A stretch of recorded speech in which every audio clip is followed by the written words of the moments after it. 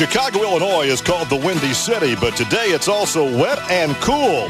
Here at Chicagoland Speedway, some 80 kilometers southwest of Chicago, rain has plagued preparations for the final race of the IndyCar Series. It all comes down to this: 4 drivers, 2 teams, 1 champion.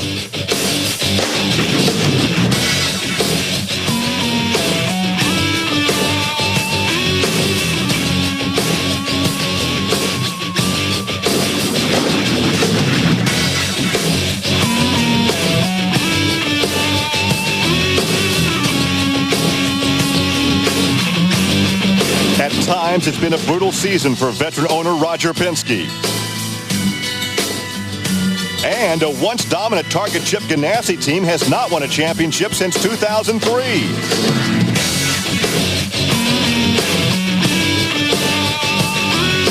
The race today results in a championship tonight, where one owner seeks a return to glory. The other seeks his first series championship.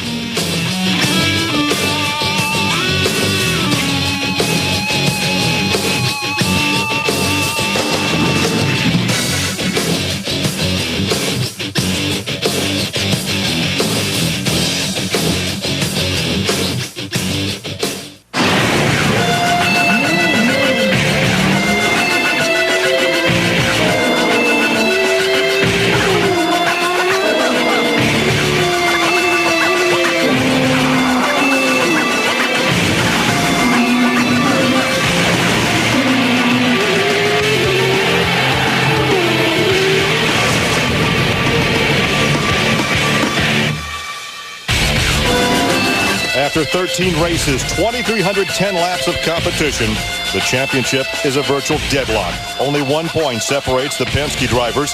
Elio Castroneves and Sam Hornish have each won 4 races this season, and Castroneves leads by 1 point.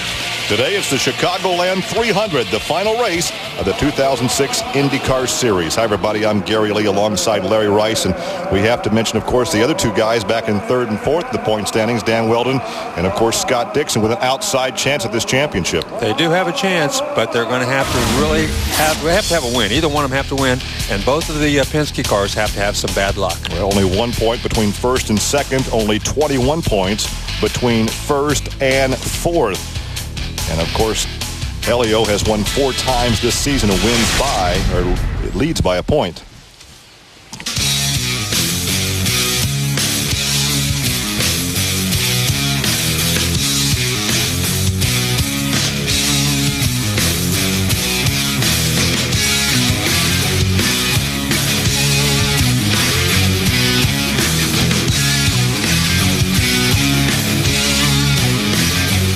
After 6 months, 13 races, and over 2,000 laps, it all comes down to 1 day and 1 race for 1 championship. What's the key for you to leave here today as an IndyCar champion? You know, I'm going to have as much fun I can. I'm going to race with my heart, passion, what I do, you know, and I hope it'll be the day. If it meant to be, it will be. Roger Penske's all about teamwork, but at what point today do you and Sam Hornish stop being teammates and start being ferocious competitors? I hope not. Obviously, the first 100 laps, we have to be smart. We have 2 other guys also battling for the championship, so we need to work together until that. But I think the last 50 laps, the last 40 laps, you're going to start escalating the nerves, and you'll be a great show. Hey, good luck today. Thank you. Hey, win or lose, Elio Castroneves and teammate Sam Hornish already have a lot to celebrate this year.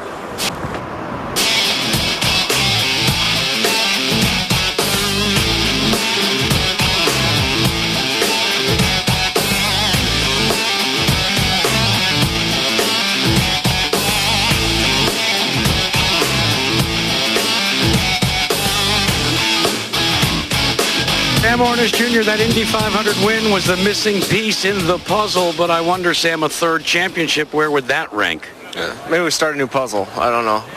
This has been pretty much an unbelievable season for us to be able to win the 500, to come into this last race of the year with an opportunity to win the points.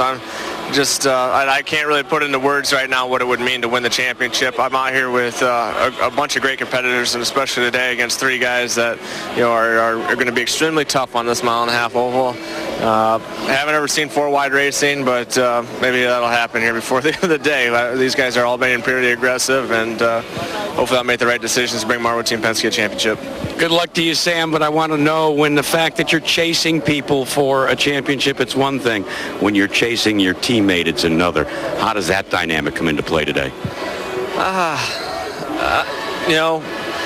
Basically the same things, except you obviously you don't ever want to go out of the race, but you really don't want to go out of the race with your teammate. So we're going to try to be as smart as we possibly can today, and make sure that we both make good decisions, and hopefully we'll get out of here with a victory and a championship.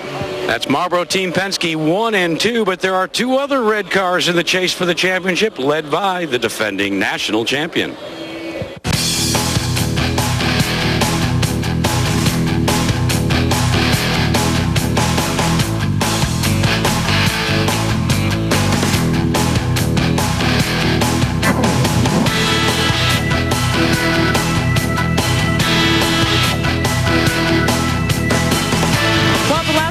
Dan Wheldon in Victory Circle. It was the first race of the season. Here we are, Dan, the last race. How important is it for you to cross that finish line first? Well, first of all, do you like my attire for this? Yes, you're looking marvelous. Pretty special, huh?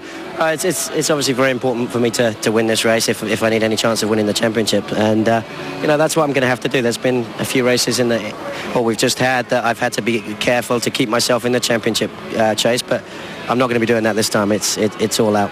Well, you can hear Dan Wheldon under the weather a little bit. He'll be battling that flu as well as the Penske's, but he also has to beat his own teammate, Scott Dixon.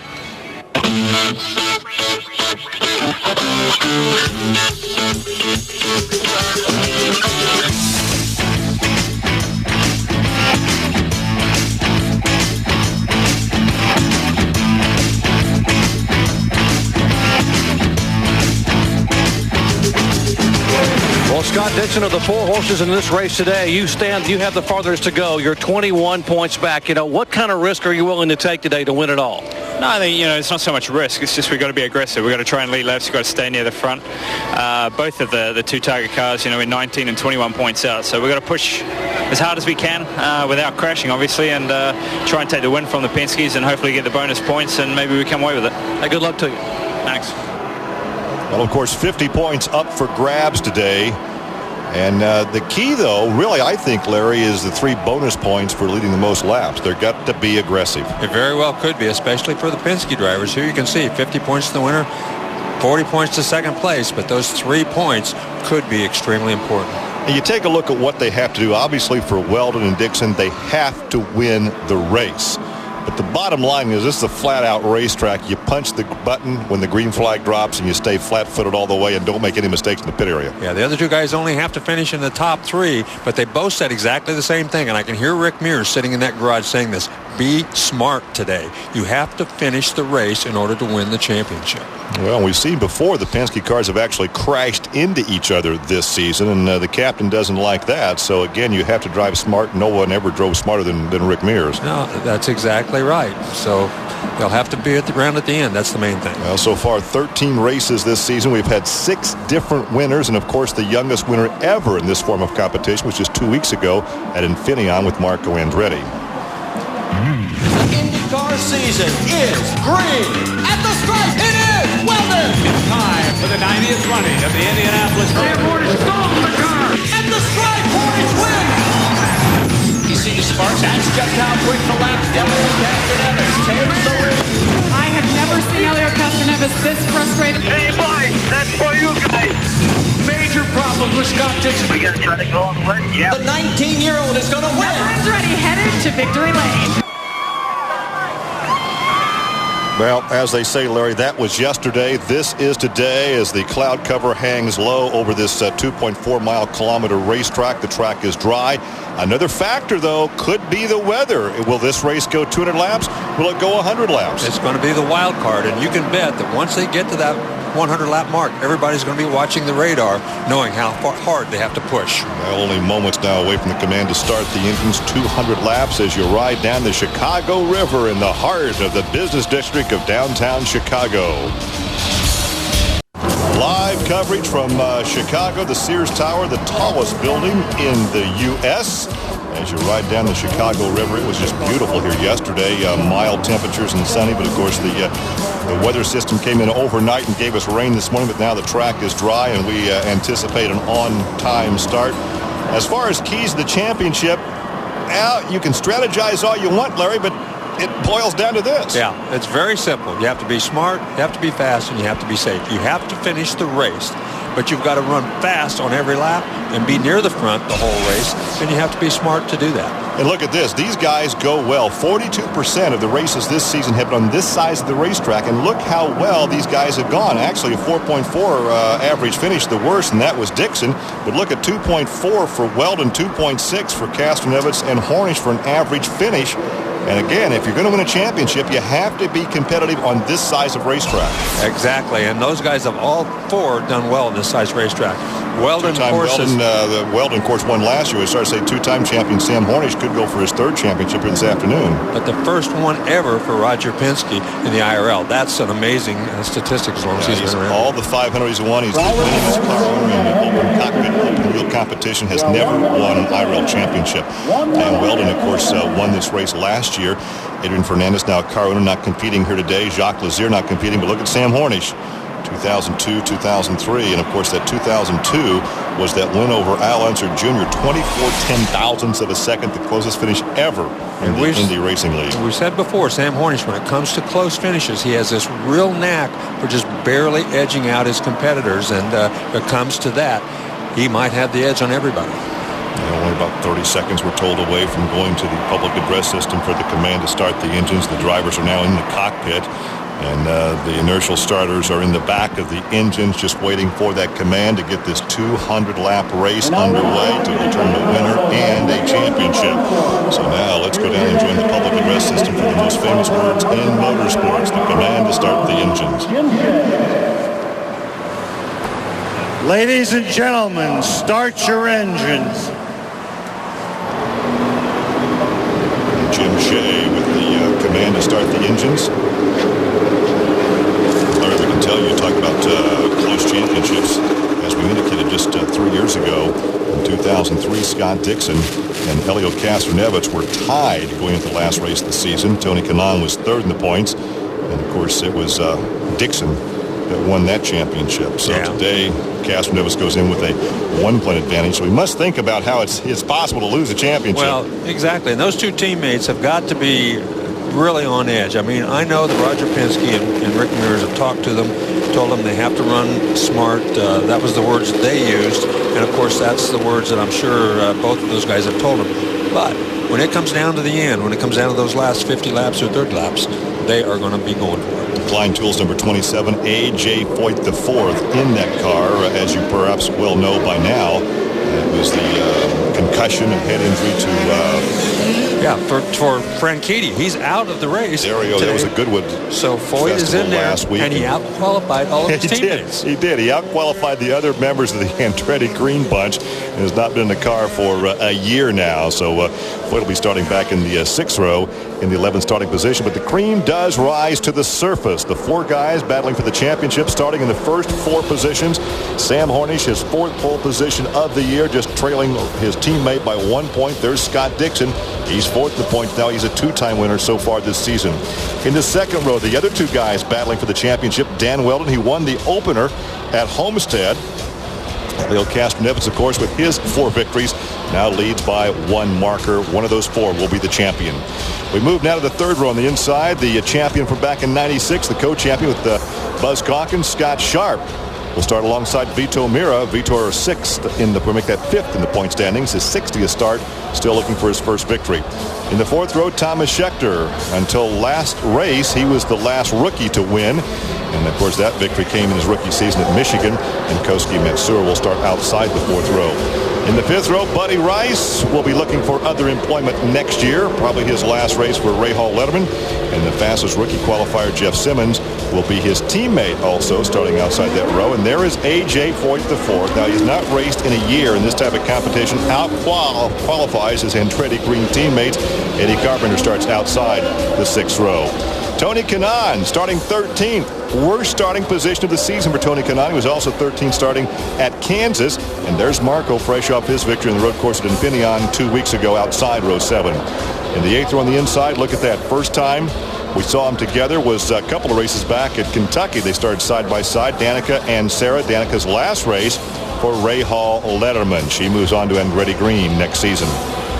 Sarah, of course, still looking for a full-time ride for next season. Jeff Bucknam starts inside row 9, driving for A.J. Foyt. Brian Herta, his last ride on the oval, perhaps. He says he's going to run road races next year for Andretti Green. And Marty Roth will occupy row 10. Well, we'll see what happens. It looks like, of course, all the main players start up front. This race distance, 724 kilometers, 200 laps. The pit window, 53 to 55 laps. Some of these guys, we've always seen them stretch it a little farther, but it's going to be very important to make good, clean, quick pit stops if you're in that top 4 today. Well, once again, the advantage of the guys up in front because they do have those 3 bonus points, and those 3 points could determine who wins this overall championship. Well, absolutely. When it's this close, 18 degrees, 18-kilometer wind. That might be a factor because the wind does pick up here from time to time. And, of course, it is very cloudy. There is a good chance for rain. It is going to rain again today. We just don't know when. So, will it rain before 100 laps or after 200 laps? A good overhead helicopter shot, the first 2 rows. Yeah, these guys green this time around, and you can see those red and white cars dominate the first 2 rows. Here they come off the corner. 200 laps to go through the 18-degree banking. They head for turn 1. Wow, Scott Dixon got a great start. Looks like he's going to lead going into turn 1. Looks like Weldon got a pretty good start, too. And the Ganassi cars are running 1-2. Now, is this a plan by the Penske drivers to not be quite as aggressive? These 2 guys out in front running 1-2 have to win the race. Penske drivers don't. No, they can finish in the top 3, but if they let both of those guys run 1 and 2, that means one of them's on the outside looking in. So Dixon leads the first lap with Weldon right behind him. And when this season is over, if Weldon doesn't win the championship, he can look back and say it was because of pit work. Right. Things that happened in the pit area cost him the championship. Well, don't forget, Scott Dixon had trouble at Sonoma with pit work. And that was his race to win. Right, and that was a mechanical problem. It wasn't any problem that the team did. Boy, those guys are running close. They don't want to take each other out this early. But look at Hornish. He's right there with them. Well, Dixon leads lap 1, and Weldon takes over on lap 2. Boy, those guys are getting Dixon so comes back around on lap 3. And at this point in time, Sam Hornish saying, I think I'll just stay back here a safe distance. These 2 guys are going to take each other out. Well, he got right up there behind him, and then he kind of moved back. And you can see those cars do move around, and right there again. It looks like they just kind of jump sideways 6 or 8 inches when you're running that close. You could touch very easily. Castroneves is the guy who kind of got out of the throttle and said, I don't think I'm going to mix it up with those guys right at this point in the race. Well, Dixon led lap 1. His teammate led lap 2. And Dixon leads lap 3. And now down the backstretch, it's Weldon by about a half car length. Boy, and Hornish, he wants to go 3 wide. I think he's sitting there in his race car saying, do I listen to those guys? Do I be smart? Or do I? Nope, I'm just going to go out there anyway. What the heck? Yeah, but keep in mind, though, with the rain we had overnight, it may have washed off some rubber. There may not be a 3rd groove up there right now. Well, right, and I'm not sure you want to experiment with that at this early stage. Maybe at lap 90 you do, but boy, this early, I'm not sure. Look at Matsura. Matsura up to 4th position now. He started back in 8th.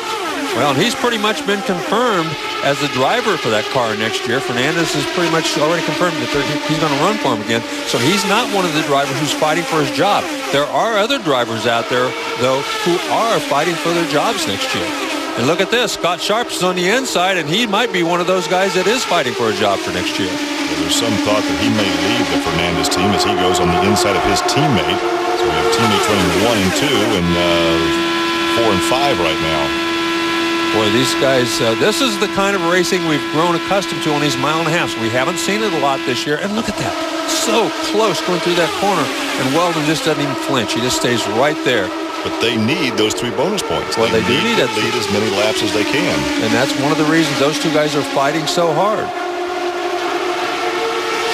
Man. So work off the corner to complete lap 7 as you take a look at the points right now. But you can throw that out because we've got a long way to go before we start talking about the championship.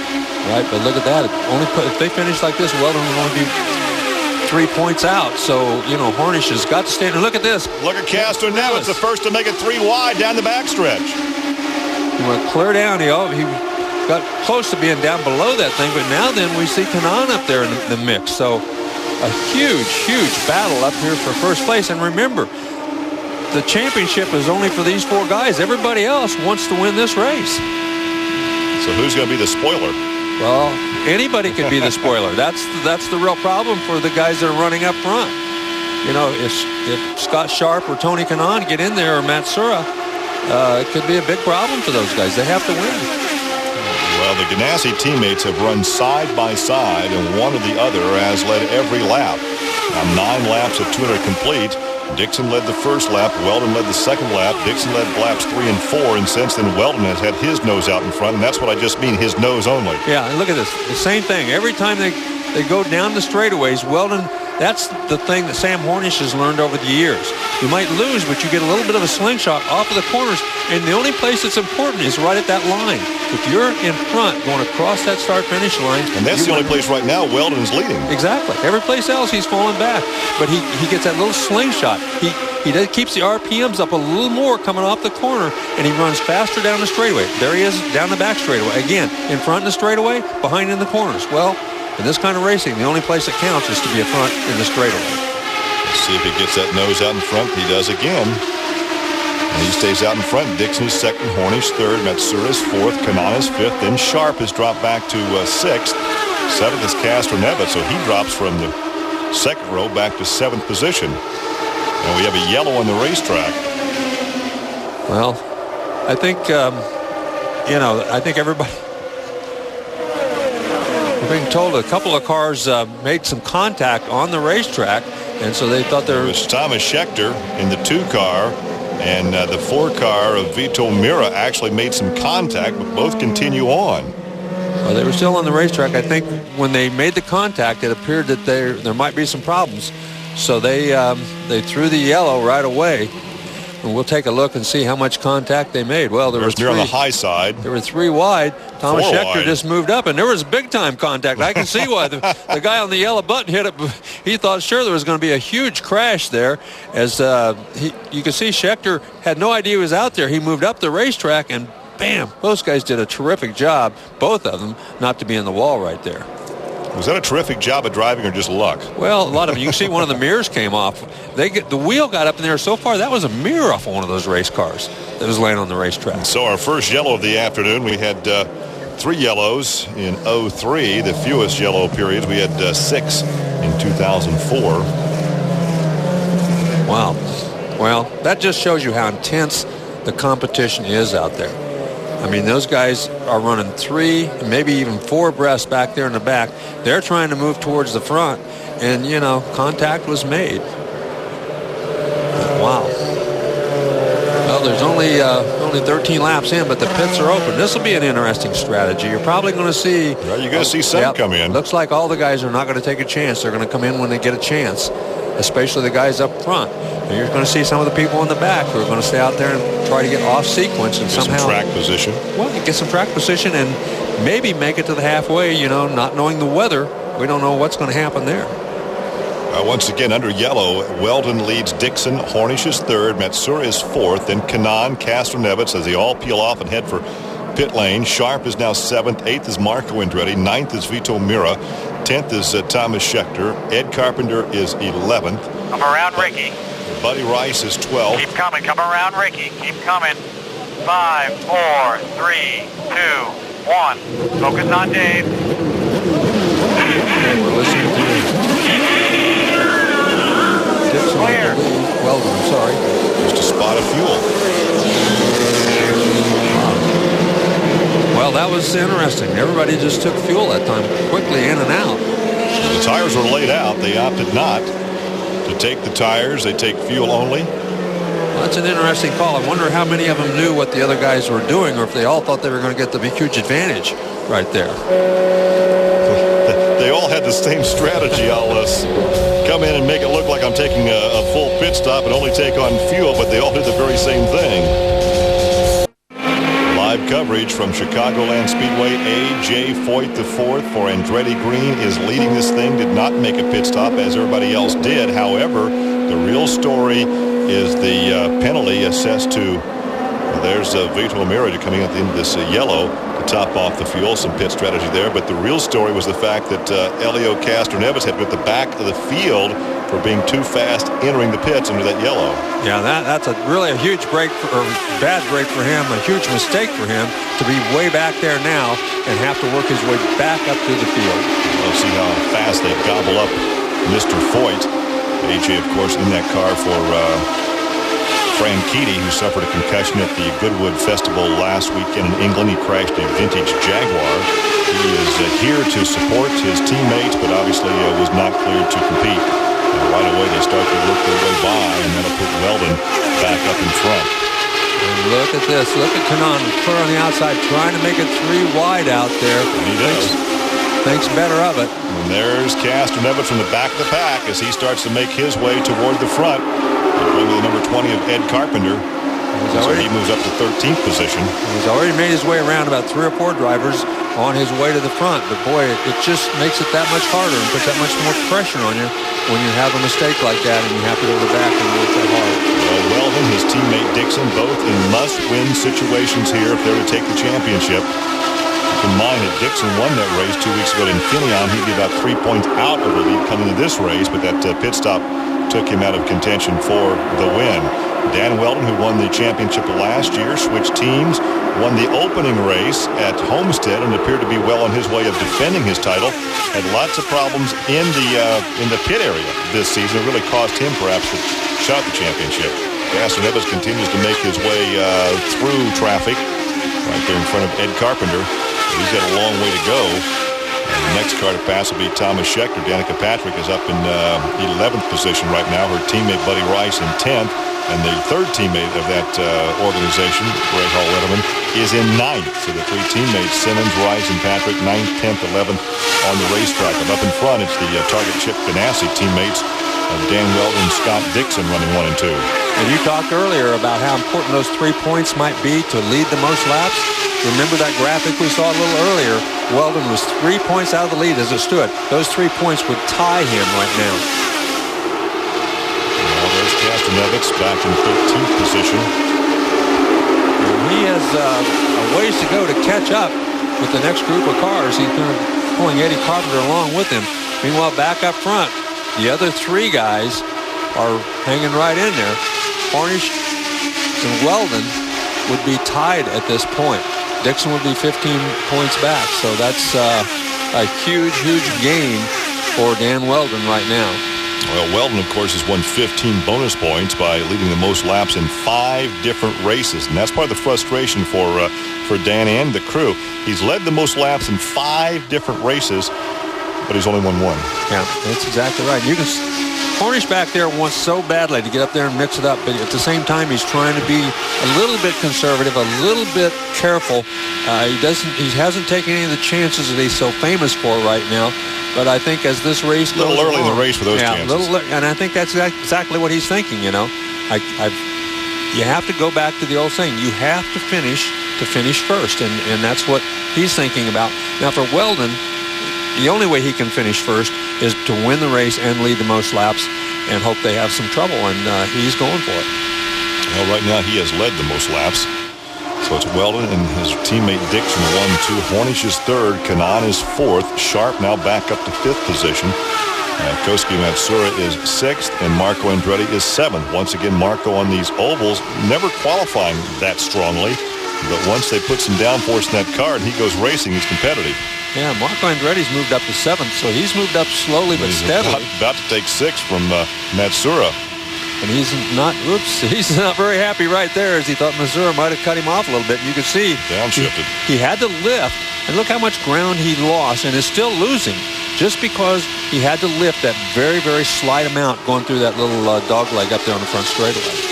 We have seen more shifting the last, couple of years. Well, it's because the torque range on these engines is so narrow.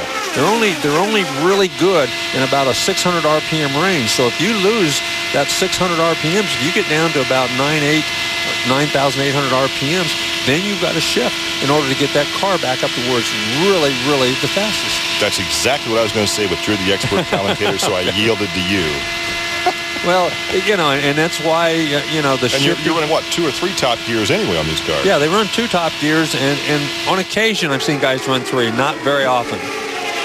There's Elio, who's now in 9th position. That's Jeff Simmons right in front of him. He goes to the high side. Simmons will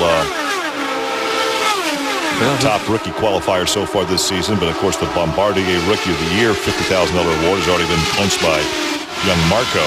As you see, Castroneves from the high side moves into 8th position. Make that 7th now. Yeah, so he's moved his way back up quite a bit from that restart. He's passed a lot of cars here in just a few laps. And up in front now on lap 30, it's still Dan Wheldon and his teammate Scott Dixon. Hornish watch the action from 3rd position. Keep an eye on Castroneves. Once again, went to the back of the pack on that restart because he was too fast under the yellow entering the pit lane.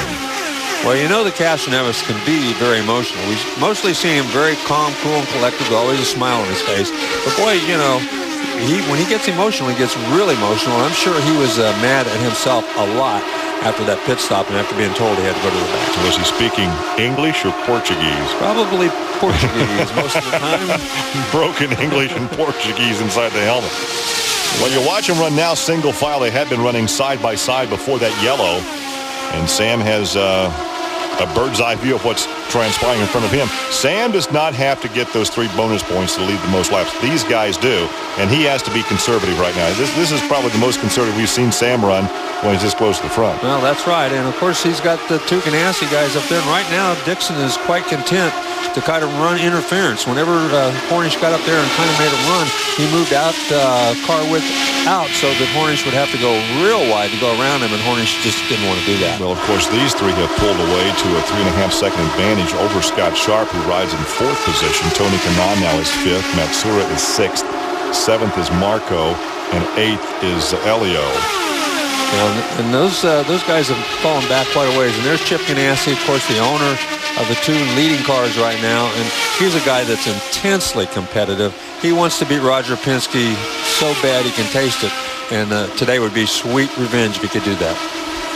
Well, it's been a trying season at times for the Ganassi team. Of course, they had a very trying season last year with that Toyota power plant before they moved to Honda this year. So 33 laps, and the teammates are running 1-2. We are live from Chicagoland as you ride, looking back from your lead car. Dan Wheldon back to his teammate Scott Dixon. Sam Hornish rides in 3rd, and a big gap back to 4th position. 4th now Scott Sharp, but Castroneves has now moved into 6th position. He had been running alongside Kanaan. Kanaan kind of glanced over and said, this ain't going to happen. Yeah, You're not passing me now. He caught Kanaan so quickly, pulled up beside him. I thought he was just going to go blow on by him, but once he got up there, it was like Kanaan all of a sudden realized that he couldn't let that happen, and he took off. But it was very, very quickly that he caught him and pulled up beside him. Kanaan must have gotten out of the throttle or something, because he really caught him in about a lap. You see, they look at the speed the last time between these 2 drivers as they battle for 5th position. And this battle goes on about 5.5 seconds behind your leader. So in the last 4 or 5 laps, Castroneves has cut about 2 seconds off that gap between first place and the position he's running in. And he would very dearly like to get by there and catch up with that lead pack. But right now, he's got his hands full. Both Scott Sharp and Kanaan running very quick out there today. Kanaan, a past champion. Okay, Kanaan could let him go by. But if there is some bad blood, he could be a spoiler right here at this junction of the race. Well, and last week, Castroneves thought, like, with the championship at stake, Kanaan should have let him go. And we're seeing very much the same thing here. Kanaan did not let him go. His teammates leading the race. He wasn't going to let Castroneves go up there and challenge him. And he raced him. He raced him hard. He raced him clean. Raced him fair. But Castroneves was a little bit upset with him. Like you said, they've been friends for a long time. But interesting stat right there. The Team Penske, the winningest team in open wheel competition, has never won an Indy Racing League championship. They won in USAC, and the national championship was sanctioned by USAC, and then by CART, but never with the Indy Racing League. It is pretty remarkable that they haven't won, and Roger will tell you. So that's exactly why we hired Sam Hornish. He was a winner. He was a champion. We knew he could bring us a championship, so we hired him. And Castro Nevitz won the Indy 500 his first year and his second year, but yet he's not won a championship. Phenomenal record that he had there at Indianapolis to win the first 2 years. And finished second the third year behind DeFerrin. It's unbelievable, really. Well, you also think about the 4 guys vying for the championship. 3 have won past championships. Hornish has won 2, but yet Castro Nevitz still looking for his first. And he's still looking for a way around Kanaan right now. Look at this gaggle of cars. This is 4th through about 8th. And they're all just nose to tail. And they're running about 5 seconds. Now about 6 seconds behind your lead pack, the first 3. And all this is doing is allowing these other guys to catch up with them. Yeah. When they're running, look at Carpenter up there in 7th position. And there's the points right now. And look at that. Hornish and Wheldon still tied. Yeah, that's unbelievable statistic that those 2 guys could still be. Couldn't hear exactly what he said. Well, back up in front. There are your top 3. Wheldon took the lead from Foyt after that restart in lap 16, so he's led the last 30 laps. They're working on lap 47 right now. Scott Dixon in 2nd, Hornish is 3rd. And then you drop back 6 seconds to Scott Sharp in 4th position. Yeah, so we got the first... And there's Marty Roth out in front of them, so they'll be lapping Marty here momentarily. First 3, and then the next 6 or 7 all the rest together. Of the field, basically. Yeah.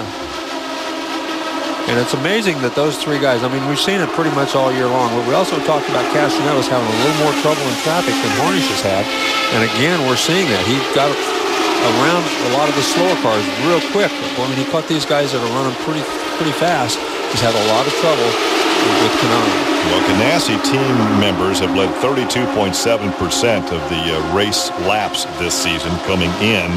But they've led the majority of them here this afternoon. Penske Racing, Hornish has led 28%, and Castro Nevitz 19.4%, for a total of over 47% of all the laps led by the Penske gang. Well, they haven't led a lap here today, which is, I think most people would find pretty surprising. But I find it not surprising in the fact that they are trying to win a championship. But see, on the track, though, Larry, we've seen how competitive the Ganassi guys have been.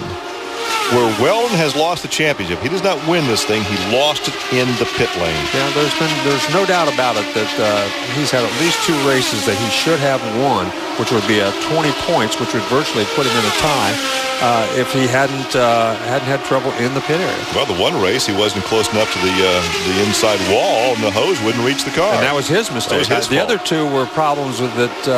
Mechanical problems. You lose drop a wheel nut. Exactly, wheel nuts and so forth.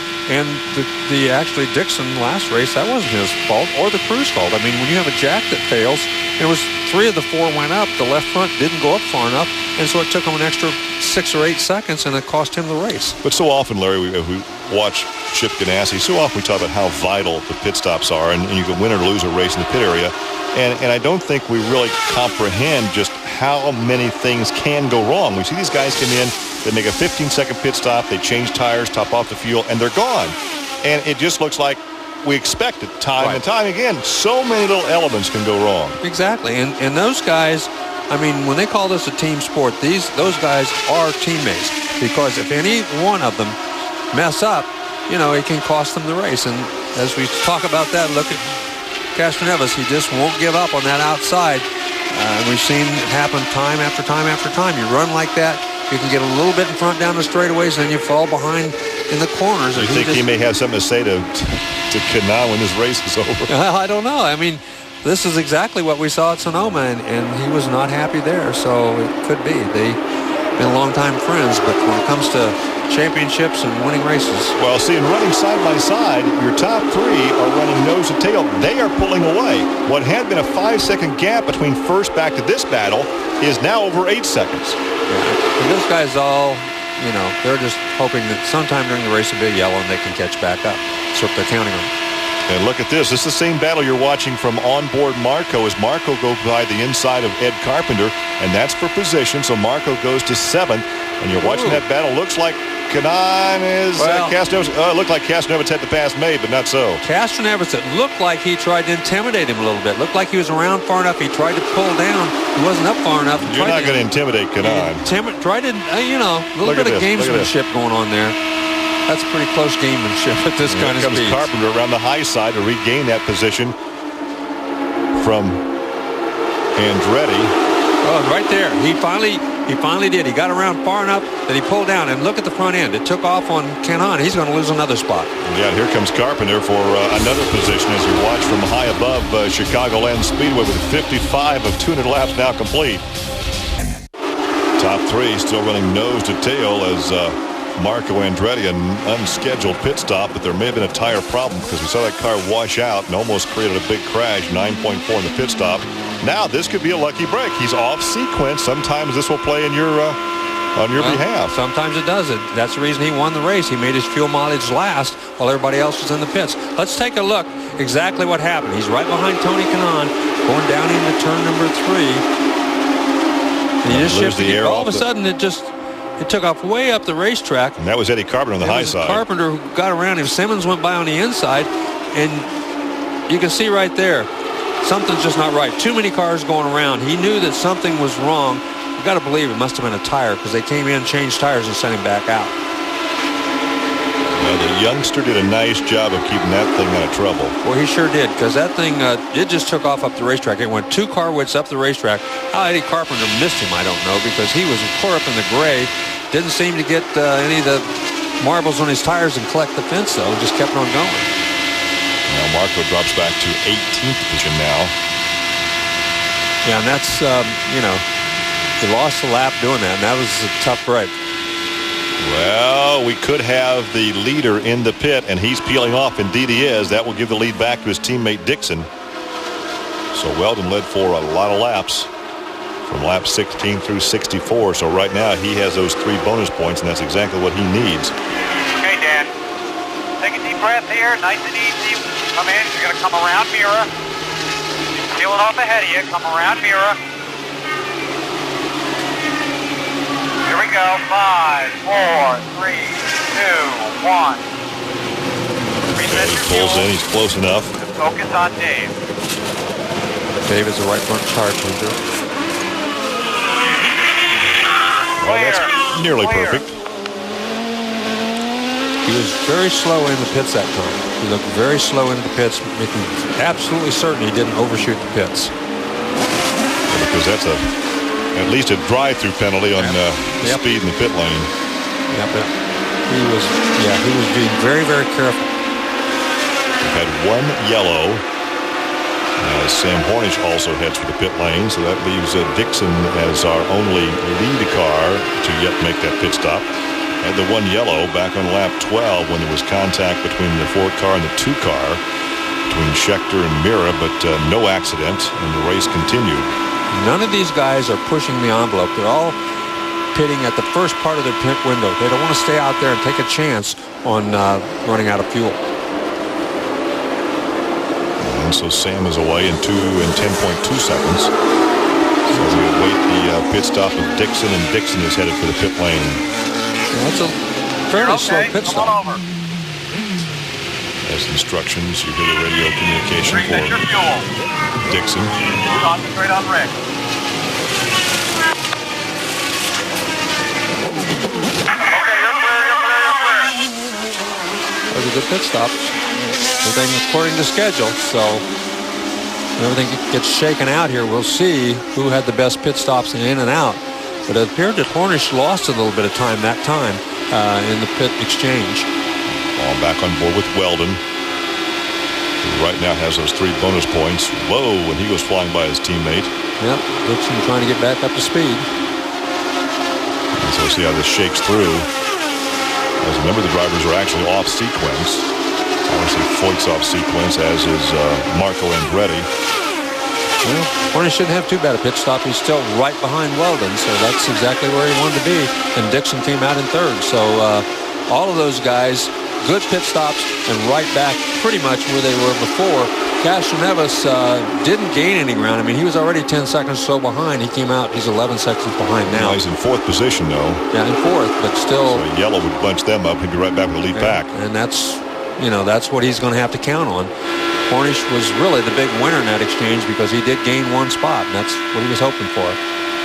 So we have completed 70 of 200 scheduled laps with Wheldon now over Hornish. Dixon, Castroneves, Scott Sharp is 5th, and it's Tony Kanaan, Jeff Simmons, Buddy Rice, and Koski Matsura.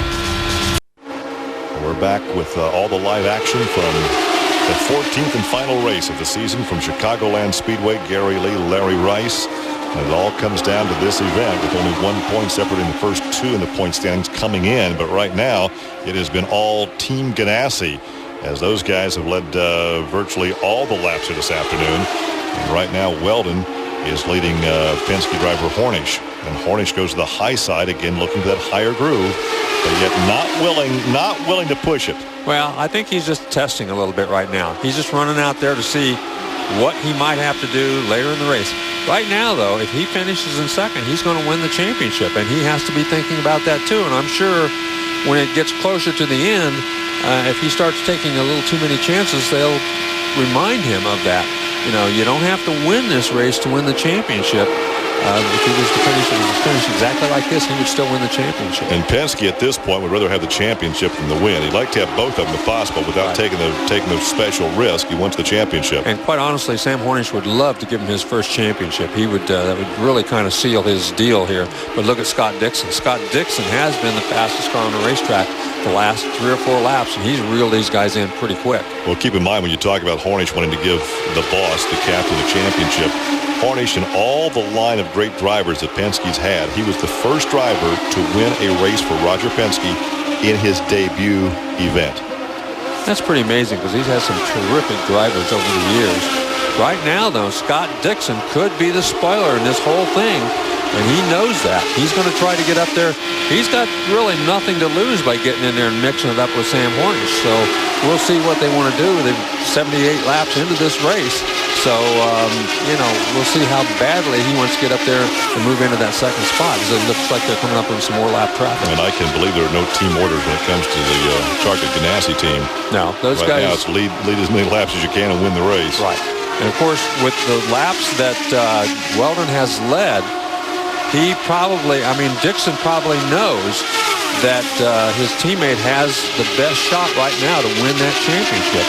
And if, team orders mean anything, he might help him win that championship. Well, we've got a glimpse of Vitor Mira there, who's laboring back in 13th position. Yeah, I think that contact caused some damage of some kind. It did some damage. He's not been nearly as quick since that. He was running up in the lead pack the whole time. Look as we drop back, looking for 4th position, looking for Elio. This is the gap back to 4th. Where is he? Look at that gap back to 4th position. Yeah, he's way back there now, and it's a long way back. 12 and a half seconds between 1st and 4th. And he's actually lost about 1 second since the pit stops. But the reason being, he's out there all by himself. He's pushing all that air. And look at this. Wheldon now, just because Hornish moved into second, he's 5 points behind. So Castroneves is only 7, and he's back and forth. So it's still anybody's ball game amongst those 3. Look at that gaggle of cars. Yeah, as the leaders are coming up on them, so traffic could play a vital role in this racetrack this afternoon. It is going to play a vital role before it's all over. There's no question about it. Mira's catching that pack, and they're catching Mira, so it could all come together right at a very bad time for all these guys that are running 1, 2, 3. Another 10 laps, we're going to have the entire field together on the racetrack. Yeah, and I'm sure that already Wheldon, in his mind, is trying to figure out exactly what he wants to do and how he wants to do it, because it's going to be important for him to catch those guys, be able to maneuver without getting out of the throttle. That's going to be the real key thing. If you have to lift just slightly, just a quarter throttle, it costs you a lot of momentum on the racetrack. Well, if his teammate could get around, here's Vitor. Let's see if Vitor lets him by. if his teammate gets around Hornish and they run like this to the finish, Weldon's going to win this thing. Yeah. And Vitor's moved up the racetrack a little bit. Not in that corner, but down there in the main straightaway, he had moved up. So we'll see. Weldon has caught him now, so we'll see what Vitor does. If he stays on the bottom, Weldon's going to have no choice but to go around the top side. Go around the outside. And it looks like Mira's going to do that. He's going to stay tucked right on the very bottom of the racetrack, give him the outside. But Weldon having trouble so far moving out there and getting around. Now he gets a little bit of a slingshot. Mira, of course, finished second on 7 occasions, but still looking for his first win. He goes around Marty Roth. Look at this line of cars up in front of him. And see, Mira was in a bad situation right there because he had Weldon on the outside. Sam Hornish coming up, and he's coming up on Marty Roth, who looked like he's running about half speed of everybody else. Well, Dixon has yet to make that pass on Hornish. They're still tucked in behind Mira. There's 8 cars in front of them, though, and they got to get around, and those cars are running side by side. This is going to be a very critical time for all 3 of these guys. And of course, the best guy in that bunch in traffic is in that number 6 car. Wow, Weldon moved 3 wide. He moved to the outside of Thomas Scheckter, and Scheckter got out of, looked like he got out of the throttle a little bit and moved back in behind, so they only had to be 2 wide. Now then Hornish goes to the inside. These guys are really doing a good job in traffic. I mean, it's difficult to choose right every time. But so far, Weldon has just kept after it. And he's going to have Carpenter out in front of him where they're running 2 wide. Yeah, and Carpenter's running on the outside, and that's not a good thing for Weldon as he does away with Matsura.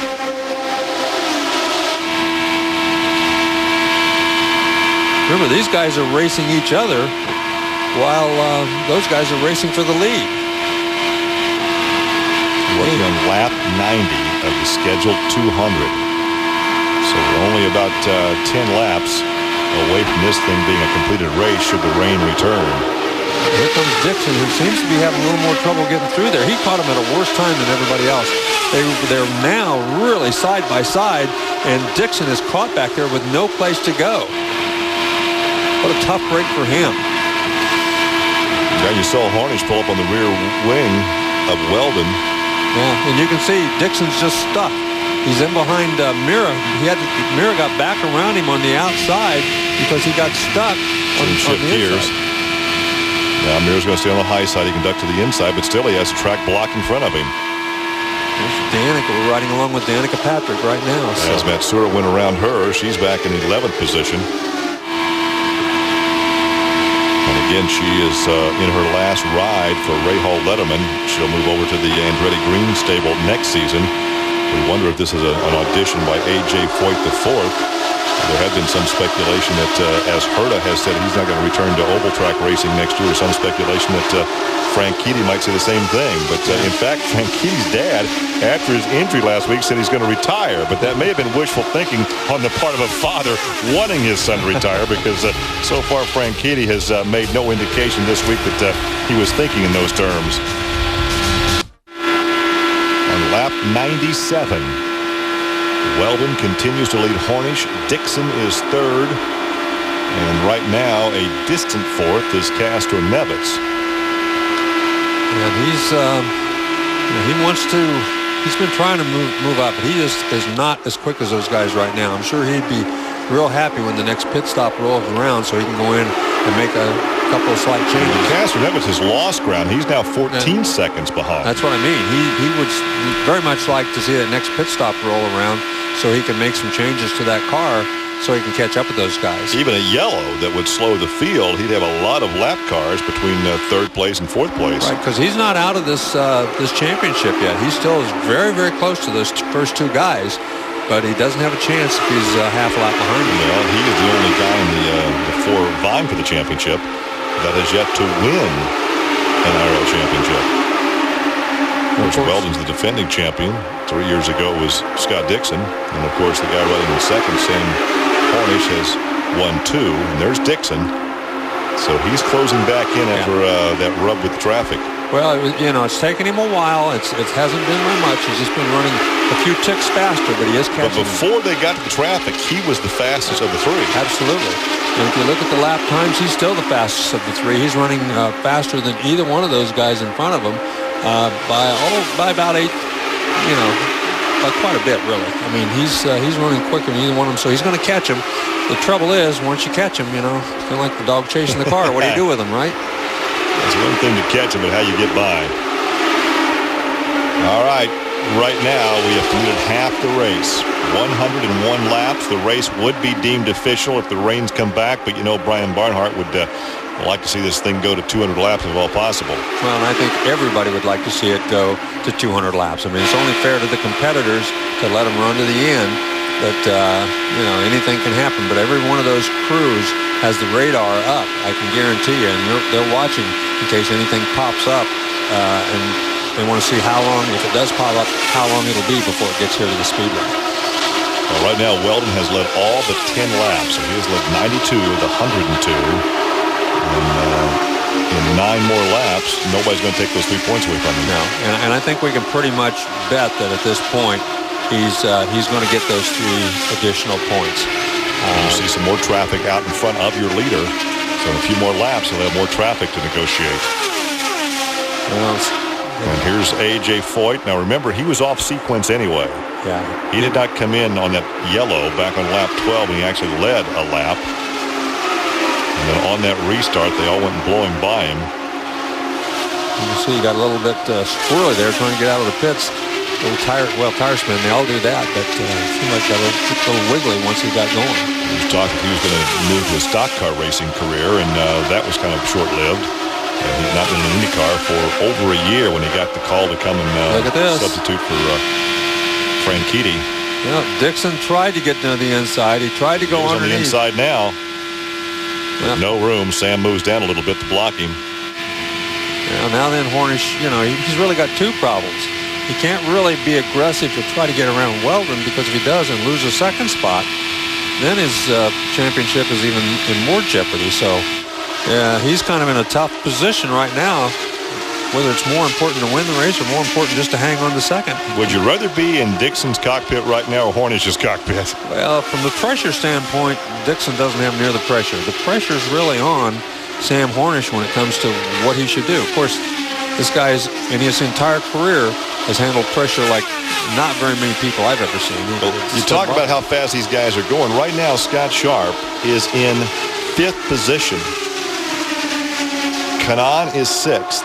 And those guys are very, very close to a lap down. Yeah. Oh, yeah, there they are. They're catching them very, very quick. So, man. Wheldon has just set a blistering pace. Hornish and Dixon have both been able to keep up, and Castroneves. And we've seen that pretty much all year long. These cars have been so dominant.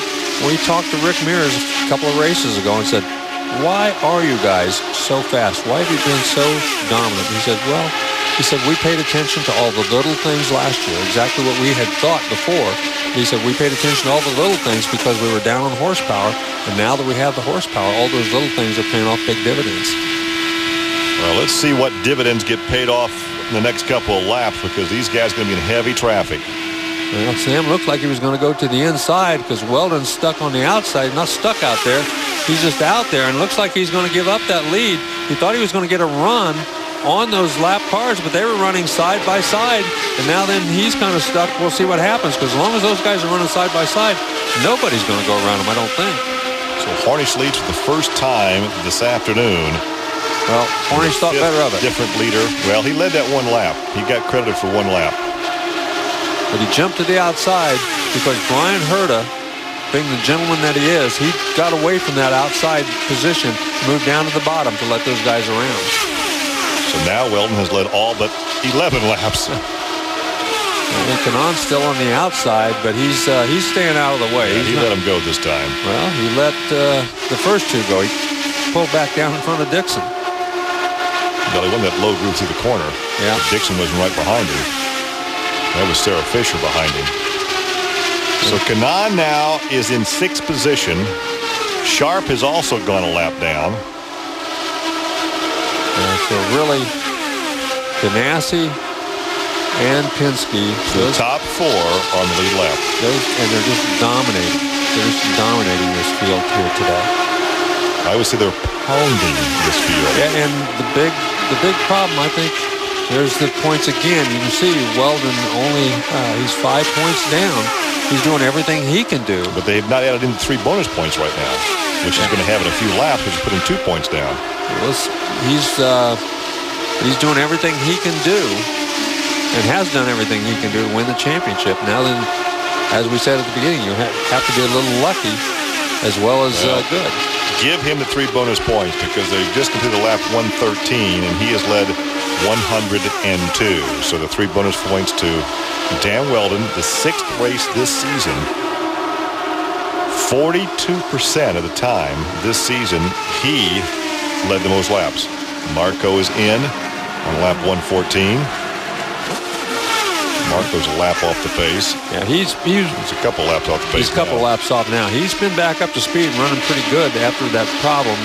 Again, we never did get a report, but it had to be a tire problem almost for that kind of a situation to occur. Elio Castroneves is pitting, and so is Wheldon. So Wheldon heads in. He headed in first last time. These other guys only stayed out for 1 more lap. So Castroneves will come in front of Wheldon. So once again, the 3 bonus points for leading the most laps will go to Wheldon. So that will figure in the final points rundown. Watch Rick here. Speed limiter off. Speed limiter off. It's Tim Cedric talking to him. Many times as they do that, they remind him there's so many things to think about. And the driver is a very important part. He's got a real active role in that pit stop, and he has to make sure he gets all those things done. Turn the speed limiter off, make sure he resets the fuel, sure he holds the brakes. I mean, there's a lot of things he's got to think about and do perfectly, because if you let your concentration lapse, even in the pit area, it can cost you immensely when it comes down to the final check. We saw what happened with Wheldon when he came in the pits that one day and was not close enough to the refueling rig. Oh yeah, and it can be. And that's just not something, a mistake that you think he would make. A very minor thing, and Dixon's still trying to get around Hornish, but so far has had no luck. Hornish heads into the pits. So Dixon will reassume the lead. Lap 118. Well, we saw Wheldon make his pit stop without a flaw. Now then it's going to be up to... Kanaan also coming in. There's a tear-off. Pit speed, very slow. 45-mile-an-hour pit speed limit. Roger Penske on the radio with his driver. Tim Cedric on the radio with Castroneves. Flawless stop. Yep, looked good. Everything went well. That means we're down to the last stop of the season. About another 50 laps. 1 lap to go. 1 stop to go. Right along with Dixon. He stayed on the racetrack a little bit longer than the other drivers. So Ganassi dealing with some pit strategy right now. And, still he's going to have to stop again. You just can't stretch it that Here he comes. Here he comes. So that should cycle back through and give Wheldon the lead back again.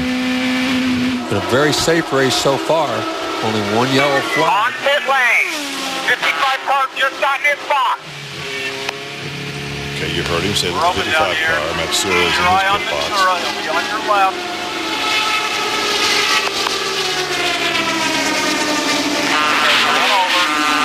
Right on the mark, right on the board, right on Rick.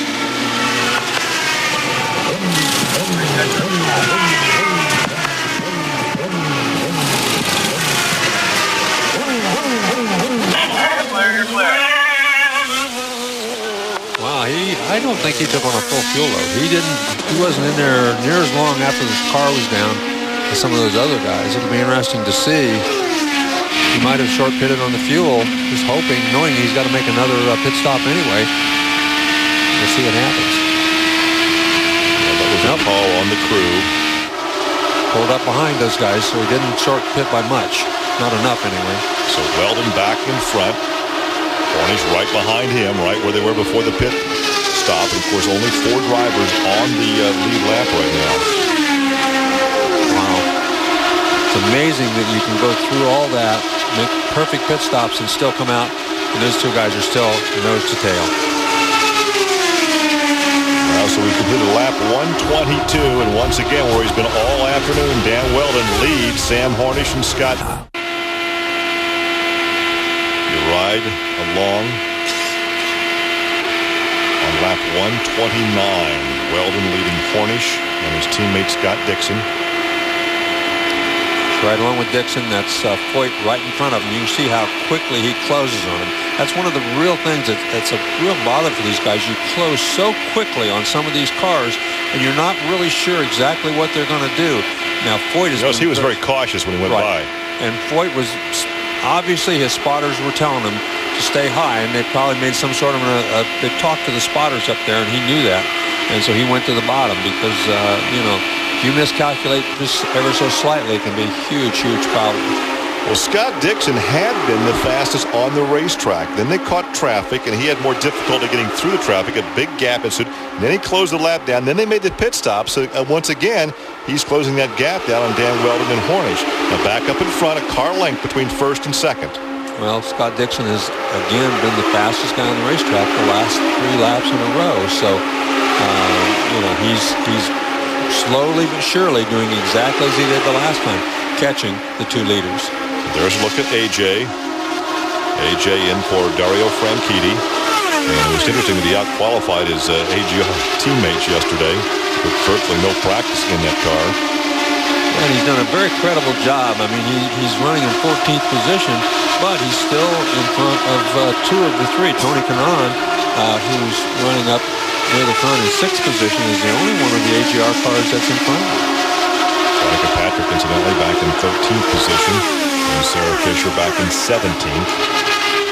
And once again, Scott Dixon closes down. You take a look at Roger Penske. Now, he's in communication with Hornish. Right now, they know that if Sam finishes right here, he has the championship. Well, Roger Penske is a very, very smart operator. He's been keeping track of that very closely. Take a look there at Castroneves for a second, as he's trying to close in on those guys. But right now, he's running slower than your leaders, than all 3 of your leaders. So even though he's only 7 points out of the lead, he's not gaining on those guys. It'll be very interesting to see if after that next pit stop he can make any changes, because right now Wheldon and Hornish have been very much in control. Dixon pretty much out of the points race right now, unless something would really bad happen to both of the Penske cars. But Wheldon, he's not giving up easy. If he goes down, he's going to go down fighting, no question about that. Well, again, they're going to have to deal with traffic before this race is over. Well, they've dealt with it before, and so far Wheldon has done everything perfectly. But it only takes a slight miscue by one driver they're going around to spoil an entire season.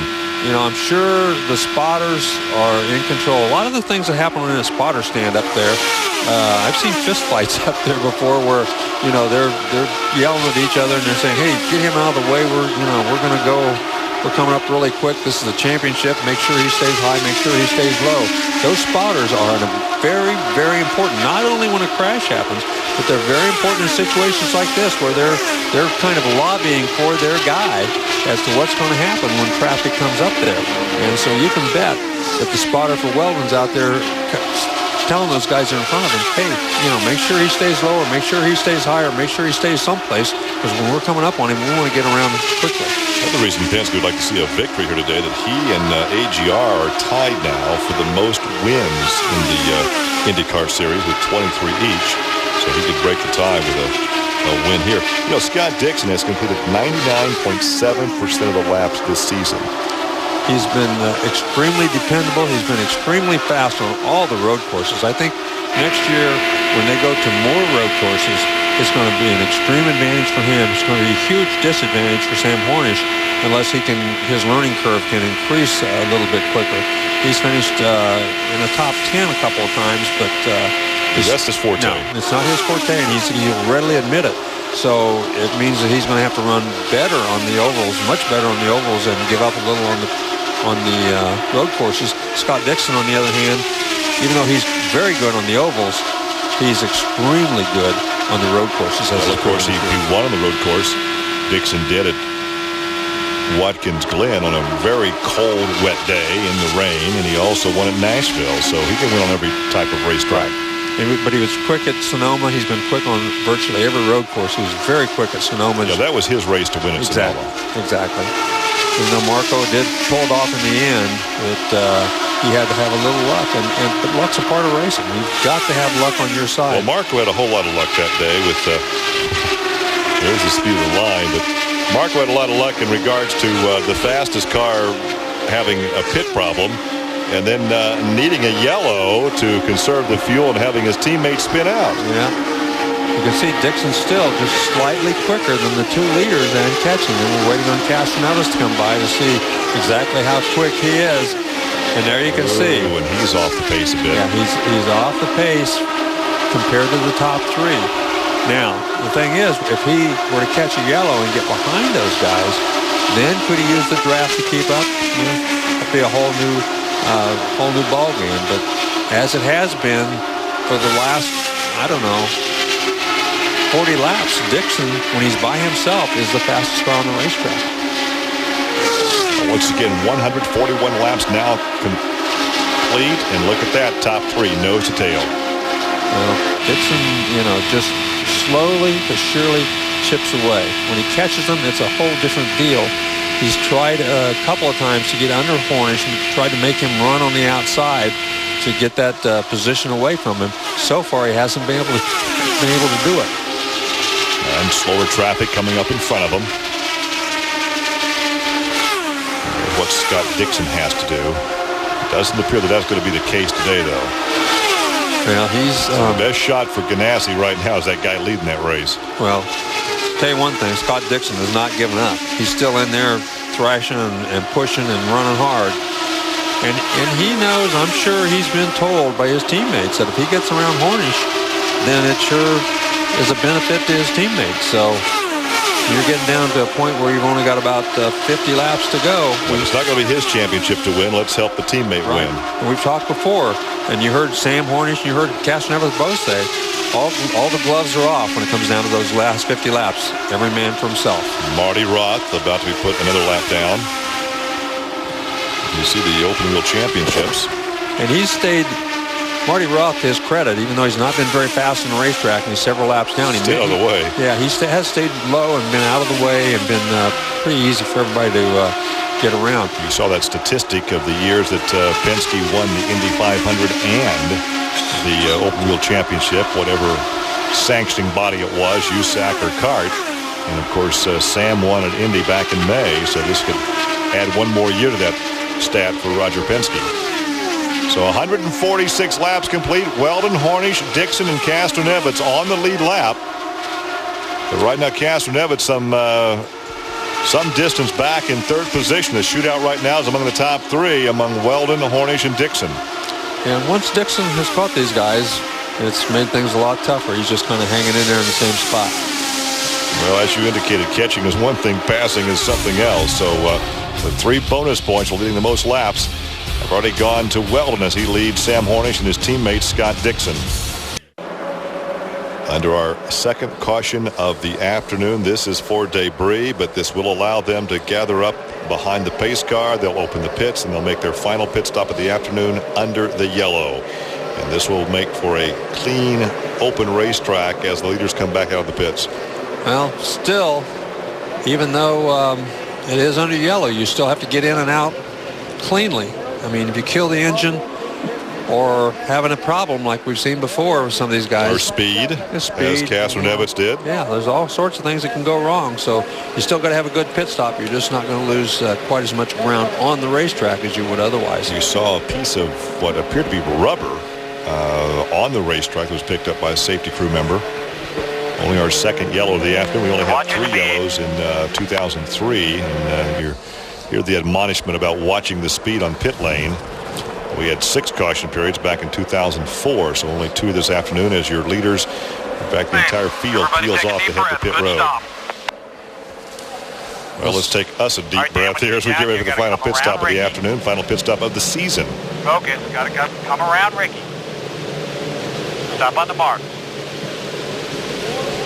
5, 4, 3, 2, 1. Reset your fuel and focus on Dave. That's the instructions. Look at this. Through to almost contact there coming out of the pits. Hornish beat him out. This could be huge. The fact that Hornish beat him out could be huge in the end. Dixon is going to have Kanaan between himself and the leaders, so that's going to be a problem for Dixon. That could be a championship right there. Yeah. How many times has Penske won something, a race in the pit lane or a championship, in this case, in the pit lane? Let's take another look. They're all lined up right there together.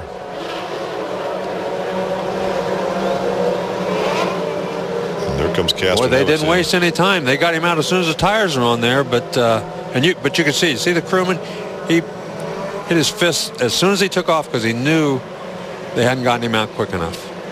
Wow. But with Hornish taking off, did they get enough fuel?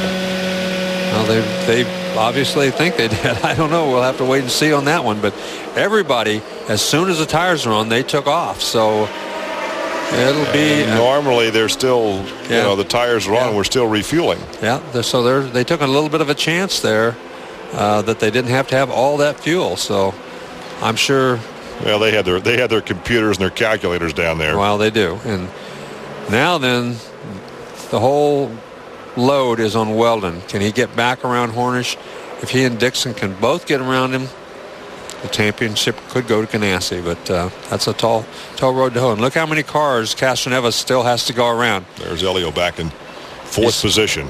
So basically, at this juncture, he's out of this championship chase. Well, the big question mark for Castroneves is going to be, did he make some changes on that car, or enough changes to run the same speed as those guys? If he didn't make enough changes, if he's still running a mile an hour slower than they are, it doesn't matter how many cars in front of him. He's not. But he can't. He has to win this thing. He can't. Well, with Hornish, where Hornish is, he can't finish second and win the championship. Right. That's right. He's got to win this race. So he's got to get around him. And you're right. It makes it virtually impossible. Not impossible, but Hornish at this point is the only driver that does not have to win this race to win the championship. Exactly. And he's the guy out there who has proven time and time again when this is kind of a racetrack. In clutch situations, he can rise to it. Wheldon, though, is every bit that kind of a driver too. There's no question that in his mind, Wheldon needs to get by, and Dixon needs to get by to give Wheldon the championship. Well, and everything is possible. So it's going to be a very interesting final 45 laps. Well, now you say it's possible. If this number 6 car runs to the finish, it's going to be real tough for both those guys to get by him. Yeah, it's going to be real tough. There's no question about it. He's always very fast in these kind of racetracks, and he's proven that he can win the close races. And he's very smart when it comes to that kind of stuff. He can really come across. I mean, he just has a knack for running that outside and being in front at the right time. Well, he's won the closest finish ever. He's won the closest finish among 3 drivers. And if you look at the 10 close finishes, a number of times Hornish is right there on the point. Yes, and the ones that he wasn't on the point, he was almost second place and third place in all of those. He's been a factor in almost every one of those very close finishes, and it's just it's tough to beat him. Well, Hornish leads for the second time this afternoon. They're making pit stops, and Hornish led back on lap 109. Well, be interesting to see once they take off. I think Wheldon's going to be able to keep up with him. The real question is, can he use that outside to his advantage and get back in front, which he desperately needs to do. 1 lap to go. Again, it's his championship to win. And if he wins the race, there's no doubt. But he does not need to win the race to actually win the championship. Well, I can promise you that Dan Wheldon is not going to go down without a fight. He'll do everything that race car will allow him to do to win this race. Let the chips fall where they may after that, but he's not going to give up easily. So we'll see. The start restart is going to be very important. Doesn't look like, oh yeah, he got a good run. He's got a great run inside, and that's pretty rare to see Hornish give up the lead on the restart. Wow, he got it. The second place is always the best place to be on that restart because you have a chance to get on the throttle a little earlier. He did exactly that. Dixon could not make it up there. Castroneves is still struggling back there behind a whole gaggle of cars. Well, Dixon got around, so he's up to 3rd position. Got around Kanaan, a lap car. You also see Simmons back there, a lap car. So Tony Kanaan is now in 5th, a lap off the pace. Scott Sharp is in 6th. And 7th is Jeff Simmons. Look at this. Dixon tries to get to the inside, and I can guarantee you Sam Hornish is upset with himself now. What he doesn't want to do is get upset enough that he does something silly here and trying to get back towards the front. But look at Dixon. Dixon to the inside as Elliott works his way through, but man, oh man. Look at this. Look at this. And there goes Kanaan. So not only is he in 3rd, but he's in 3rd with a lap car in front of him. Well, that changes the complexion of this race. Now, he's going to get back around Kanaan in pretty short order. Probably. Well, not the way he had trouble getting by him earlier. Well, we don't know exactly. Everybody had trouble. Now Kanaan gets out of the way. Yeah, Kanaan just gets out of the way, lets him go. But, wow. This could be huge. And look at Dixon. The good teammate that he is. Get out there in the corners. Don't let him get to the outside. Look at that. Tied. Wow. Dead. Then it would go to Hornish based on wins. Because Hornish has won 4 times this season, and Wheldon would have won twice. Wow. With a tie, it's just unbelievable that you could still lose the championship. I mean, Wheldon has really done everything you could ask him to do. Oh. Dario Franchitti lost the championship like that, being tied. Yep. Goes on, but look, here comes Kanaan back to the inside of Hornish. Well, Hornish right now, be interesting to hear what the captain's telling him at this point. Well, if it's tied, he can stay right there and still win the championship. That was the scenario before. If he finished 3rd or better, he could not lose the championship, and that's where he's running right now. And right now, Castroneves is not a factor. No, Castroneves is a couple of seconds back. Still with some lap cars in front of him. There he is. Well, he's making up some ground, though. Well, but if your teammate is... And guess who was the fastest the last lap? Castroneves. Well, I can't... But look at this. Look at this. If Dixon wins, Wheldon loses the championship, and he goes to the outside of him. Well, I guess there are no team orders in the Ganassi organization. I guess this is every man for himself, as Dixon absolutely just... Well, we heard which driver said the last 50 laps is going to be that. That was Hornish. He said, and well, he and Castroneves both said the last 50 laps, it's every man for himself, and that's where it appears out there right now. And Hornish, I think he's been very cautious. But boy, he'd like to win this thing too. Well, Wheldon had to be surprised when he glanced over and saw his teammate pull alongside. Well, may not be taking him to dinner this evening. You know, he pulls back down behind him, going down the straightaway, trying to help him get down there. But he pulls out enough in the corners that it's going to make it very difficult for Hornish to go around. So Hornish has got to be very, very careful. We almost had a yellow here in the studio. I broke my chair and almost fell off it. Well, these guys right now, look at this. Dixon again. gets another run on him to the outside. Now he's going to lead him down the back straightaway. But there goes Wheldon back by on the inside. Man, oh man. Hornish is saying, what are those two guys doing right now? Yeah, exactly. And here comes Castroneves. And he has time to catch up. We're at lap 167, like 167. Well, if he actually catches those guys and won around Sam Hornish when we cost him the championship, I think maybe that's when team orders might come into play. I don't know. Man, oh man. Right now it's Sam's championship, so surely, and Penske knows that. That crew knows that. They wouldn't put Sam back in fourth position. Look at the Ganassi guys. But look at all these lap cars that have caught up with them. And look at those two guys are fighting. I mean, they're teammates. But, they're fighting for a paycheck and they're fighting for stability, Look at this. Hornish goes to the outside of both of them. Man, oh man. And here comes Castroneves. Castroneves trying to get through the lap traffic to get up there to battle with him. And if he does, then it's going to be a jump ball for everybody. And here comes Kanaan back on the inside. And Scott Sharp. Simmons. It's a good ride for Simmons. Simmons up in the 6th position. Best ride he's had all season. Actually in 7th position now. Final 28 laps of the season. Scott Dixon over Sam Hornish. Wheldon is 3rd. Castroneves picking his way through the field is in 4th position, but he's still working his way through lap traffic. Look at Wheldon. Below the white line. Wow, he makes that pass. But he needs to win this race. He has to win the race. Castroneves, though, is quickly catching these guys. He's running a little bit faster than these guys right now. Dixon let him go by. I don't see how, they look to me like they're racing each other. I don't know. It looks like all of a sudden Wheldon decided, I've had enough of this running third step. I'm going to go for it. And man, once he got going, he just went on around Hornish, and now then he's working on his teammate. Okay, here is the scenario. Wheldon has to win this race and have Hornish finish 4th to take the title. He's already gotten the 3 bonus points leading this race.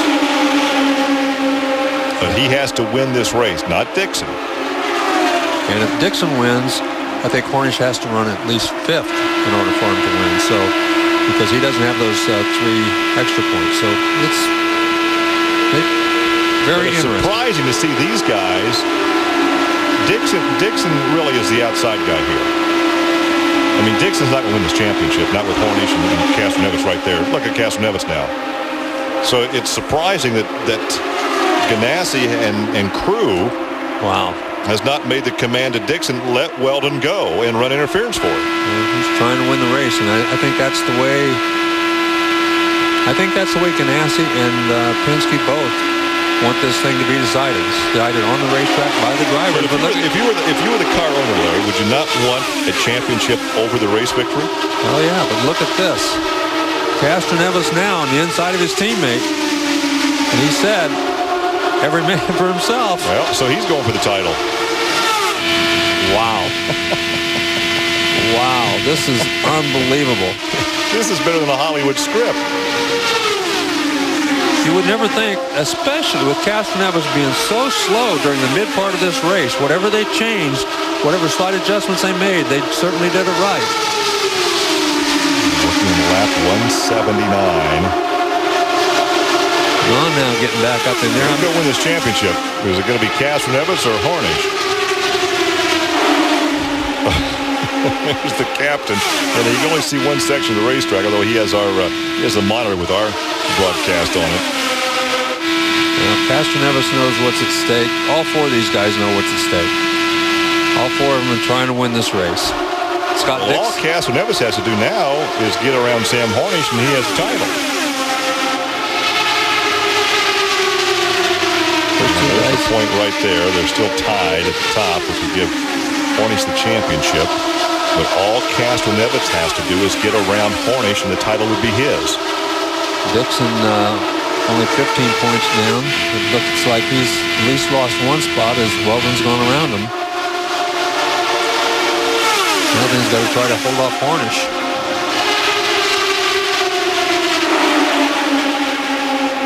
Boy, you think he's not intense right now? Final 19 laps. Hornish has to get around Scott Dixon. And some spoilers. Go after his teammate. Well, he's got back around Hornish now. Yeah, and some spoilers coming up as Kanaan and Eddie Carpenter both running very quick right behind him. Carpenter having a great ride this afternoon. He's up in 5th.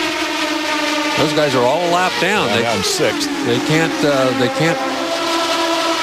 take a position away, but they can certainly make it harder for those guys to pass for the lead if they get up there and mix it up. Well, these guys running side by side is going to enable those guys to close in. Here comes Hornish. Hornish likes the high side. But here comes Castroneves, and he's on the low side.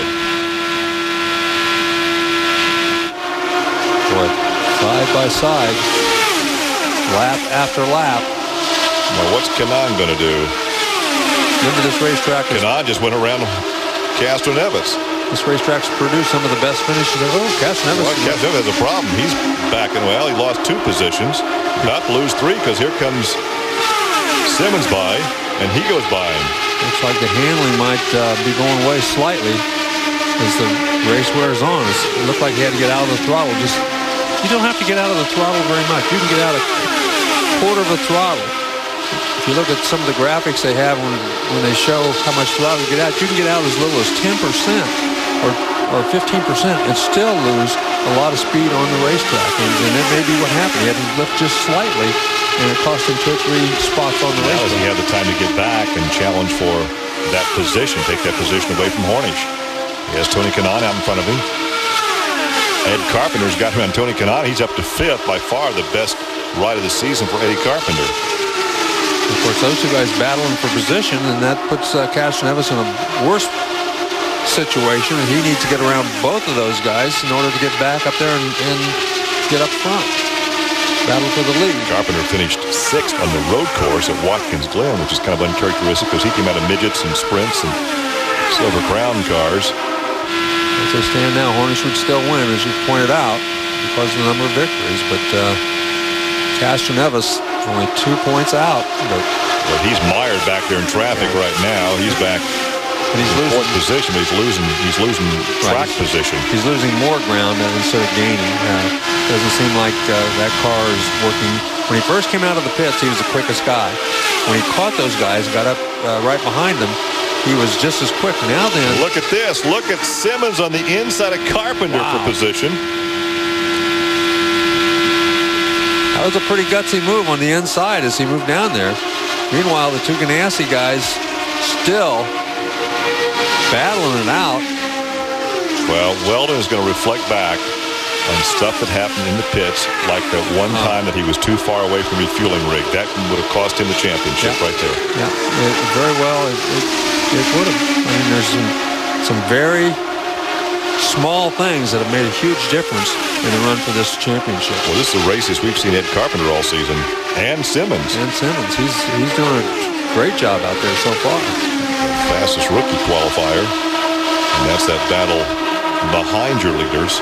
They're battling a lap off the pace. As the laps wind down, 10 to go, coming up this time. 190 now complete. I think Sam Hornish right now is kind of biting his tongue, just wanting to get up there and battle for this victory, but knowing that he doesn't have to. Yeah, in the big picture. But he doesn't want this championship to end in a tie. Even though he'll win it based on total wins, he wants to win this thing outright. Well, I'm sure he does, but a victory is a victory, any way you count it. His name will still go on the championship trophy. He'll still get the big check, and that's what it's all about. But Dan Wheldon has done exactly what Dan Wheldon had to do this afternoon. Well, he's done it lead the most laps and win the race. He and Scott Dixon have both done a fantastic job. It's just that they needed some cooperation from Lady Luck, and so far they haven't got it because, Sam Hornish is right there at the third, where he needs to be. So now 9 laps, less than 9 laps to go. They flash across the start-finish line for 8 laps to go. Sam Hornish hearing from the captain. There's Ganassi. He's running 1-2, but not enough to win the championship. Somebody like, well, the only person that can get around Hornish would be Castroneves, and he's in no position for that. Yeah. You see both Roger Penske and Chip Ganassi knowing that this championship so close, yet for Ganassi it appears so far away. For Sam Hornish, it would be his third IndyCar Series championship. He won 2 with Panther Racing. And what a phenomenal season for him, having won the Indianapolis 500. But this would give Roger Penske Roger's first IRL championship. And how fitting to have these teams tie at the top of the leaderboard, despite the fact based on wins, it will go to Penske and Sam Hornish. And as you said, you can go back and say, woulda, coulda, shoulda, if all these things had happened, but they did. Whoa! Dixon moved to the inside. They moved up the racetrack. And all Hornish is going to do, I think, right now is just ride back there in third position. Yeah, I don't think he's... That's what Roger's telling him right now. I'd love to... 5 laps to go. Just stay where you are. And Dixon's... Contact between the two of them, and here comes Sam on the inside. He's going to take second position. Wow. Well, that'll give it to him outright. Yeah. No tie now. That was, those guys both trying so hard, just slight contact, and Dixon had to get out of the throttle. And it didn't take, it just takes just a second for that to happen. Now here it is again, 2 laps ago. Left front to right rear. Oh, he got hit the wing. He got the wing. He just got the wing, but Dixon, he went to the outside. Wasn't much of a movement on either car's part. Enough to give Hornish the title outright, though, unless Dixon can get back by on the inside and force a tie. Wow, and he's not giving up. Look at this. He's going to make the move, and he goes by, and Sam's not going to contest it too much. On lap 198. Well, Sam is showing a lot of maturity here. And times past, we might have seen him stick his nose in there. Test that a lot more than we did right there. And Dixon, Wheldon looks like he's got either the car's washing up a little bit because he's going higher. Coming off the corners, he's going higher than he has all race long. So it looks like the handling might not be as good on that car as it had been as he's moved up the racetrack and continues to come out a little higher than he was earlier. Well, if they finish right there, and in the order they're running right now, it would be a tie at the top of the championship, but based on his 4 wins this season versus the 2 now for Wheldon as the white flag comes out, the title would go to Penske and Sam Hornish. Dixon's not going to give up. Dixon's still going to try on this last lap to get this top spot away from his teammate. It looks like the fast part of the racetrack has moved up, and Dixon just can't get enough of a run out there. And Wheldon wants to win bad enough that he's using up a whole lot of racetrack. There it is. So Hornish takes the championship. Well, Roger Penske is a very happy guy right now as he and Chip is sitting there saying, we won the race and we were so close, but we just couldn't win that championship. Boy, it's pretty amazing when you look at his face and he's not streaming with happiness because he knows, even though they won the battle, they didn't win the war. Well, Jack Arute down with Roger Penske. Congratulations. You win your first IRL IndyCar Series title. Well, I'll tell you, it was, you could see it out there all day. And just at the end, I didn't want him to get too racy there. But all we had to do, and Elio had that, tough job coming into pits with the speed. But it was a clean race, lots of good racing. And long year, great season, Indy winner for Sam. But this whole team, we have all these people, our sponsors that support us. I just want to take my hat off to them. And obviously, you guys at ESPN ABC, thanks for doing a great job in this series, and we'll see you back next year. What does this title mean to Roger Penske and all of his Penske organization? Well, we came over to IRL to support the Indianapolis 500. I'm sure glad we could do it with a win in this championship this year. It's one we don't have, and when you don't have one, you sure want it. Roger, you've won so many Indy 500s, and you promised Sam Hornish that if he signed with you, you'd go do everything you could to deliver him a title. You did that. He said he wanted to deliver you a title. Can it get any better than this season? I guess we're even. Guys? Well, Indeed, he got Sam his 500 championship, and Sam got him his overall season title. Poetic justice for those guys. Winningest open cockpit, open wheel team in American motorsports. Let's go down to regular victory lane, and that's well, I said at the top of the show, Dan Wheldon started off with a victory. Now he ends it with a victory. He's getting all unplugged, guys. Lots of wires in there. Dan Wheldon, he got here quick. He was driving through puddles of water. Here he is, Dan Wheldon victorious. Did what he needed to do. Dan, take us through that race, especially running side by side with your teammate who just tapped you actually with 3 laps to go. It was a good race. Obviously, it's been a tough year. It's been frustrating, so I wasn't going to let that one slip away. I was pretty aggressive, but sometimes you got to be that way. But I want to thank everybody at Target Chip Ganassi Racing and Honda and Firestone for a good year. Sum up Penske Racing. They were your guys' biggest competitors. Dan, this year, Penske Racing, your biggest competitors. Sum them up what they're like to race. Well, Roger Penske puts together a fantastic organization, and obviously so does Chip. But when you're pushing so hard with the competition between the two teams, and you've got such a quality from Honda, it's difficult to gain an advantage, and I think you could see that. But the two teams are definitely a step ahead of the rest, and that's because of their dedication to winning. How are you feeling? You're not sounding too good at this point. No, I'm not. But it was a good way to finish the race, nonetheless. Well, guys, he did what he needed to do. Well, obviously he's been fighting a cold and a flu bug all week. Yeah, he didn't feel the championship would make him feel a little better than just the win here. Yeah, I think, going into this race, there's very few times you can see a guy that subdued as he and his car owner were after winning a race. But, the big picture here was winning the championship for all 4 of those guys. And if you don't win the championship, you're a little disappointed. That's just, you're a star. That's $1 million check that they're looking at for winning this championship, and they all 4 wanted that $1 million check. Well, so you see the accolades continue there in victory lane, but for Sam Hornish, the youngster from northwestern Ohio, began his career in karting with his dad as his kart owner. And admits he's not real strong on road courses, but he wins it on the ovals.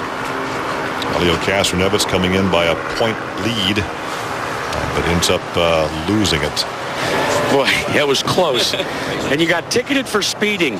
What impact did that have? Well, I guess I have to agree with the Florida police now. Normally I have a lot of tickets. So, it was kind of strange because there was a lot of guys in the same situation. It was difficult. I have to say that I don't know, but they have the computers. They know what it is. And again, this is awesome. What a dream for a team. Finish first and second in the championship. That's what every team would like to have and wish to have, and we finish. I would like to be. I'm the one to be in the champion, but in the end of the day, it's an entire moral team pace. So well done, guys. Well done, Sam. And hey, 2007 is going to have much more. You're going to have an opportunity to sit down privately without us listening in or anybody and have a chat with the new champion. What are you going to say to your teammate? I want to give him congrats. I mean, no question about he's one of the best drivers in oval that I know, racing at least with me. And no question, he proving, even that we have road course this year, he learned a lot. He came a long way. He deserved it. I'll give all the credit. He made me better as well. I mean, today we seen him first and second. It's about one pushing another. Yeah, he told me yesterday that you have made him a better driver. How has he made you a better driver? With those ovals, let me tell you, first time I remember was kind of hard. I didn't know about the drafting. It's still a learning process, and but hey, we had Ganassi seemed to be a little bit faster than us this race. First, we had a lot of victory this year, and you know what? Martin Penske, fantastic team. I'm very honored to be proud to be part of this organization, guys. Well, we'll clarify one thing, because he was saying they finished 1 and 2. They actually finished 1 and 3 because Wheldon tied for the championship, so he'd actually finished second based on the number of wins. As you take a look at the unofficial results, the top 4 on the lead lap. Good ride for Eddie Carpenter, a lap off the pace, back in 5th. Vito Mira in 6th. Tony Kanaan dropped to 7th in the final standings. And Jeff Simmons, a good ride for the rookie, in 8th position. And Scott Sharp and Thomas Schechter. All those guys battling very hard, even though they were, a lap down. They were still battling each other all the way. And A.J. Foyt back in 14th position did beat his one teammate Brian Herta as the ladies finished in 12th and 16th. Live coverage from Chicagoland, where the weather held off. The weather held off, which ran is the a great distance. thing. It hurt the crowd a little bit. A sellout crowd. The tickets were all sold. You can see that they didn't all show up.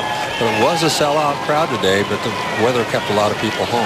Had a good crowd yesterday for the ARCA stock car race and the IPS, the Infinity Pro Series.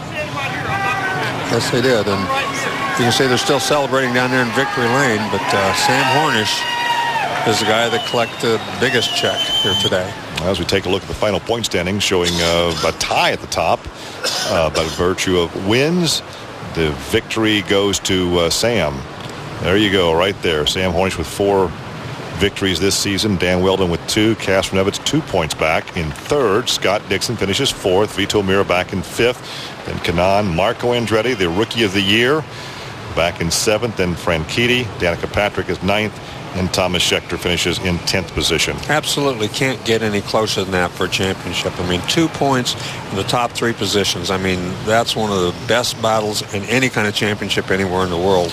And those guys, all 3, ran very hard, and so did Scott Dixon, for that matter. All 4 of those guys right in there all year long. They never kept well, and you want to go into the winter months in the off season. You want to have a good ride in your last race, and let's go beyond the top 4. Let's look at Carpenter in 5th position. A great ride for him.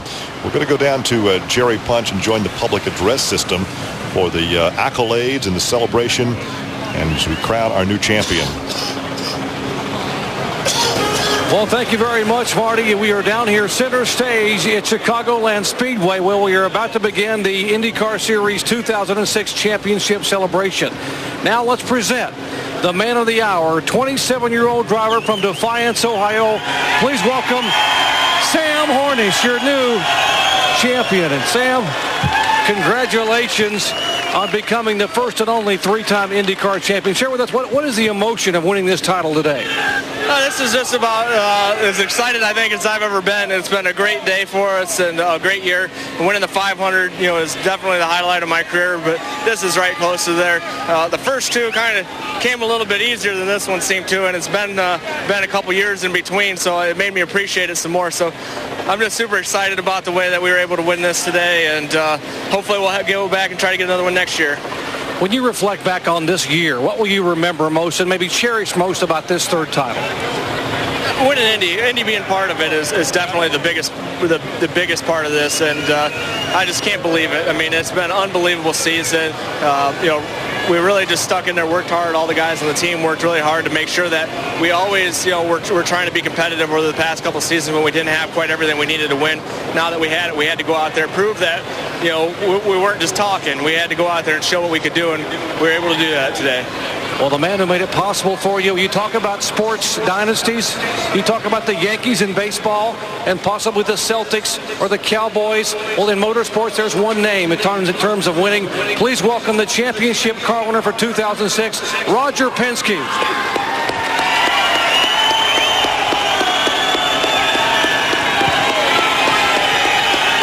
11 national championships coming into the year, and now Roger, what do you have to say to your driver here for what he has done for you, giving you something you didn't have on the shelf, a championship in the IRL IndyCar Series?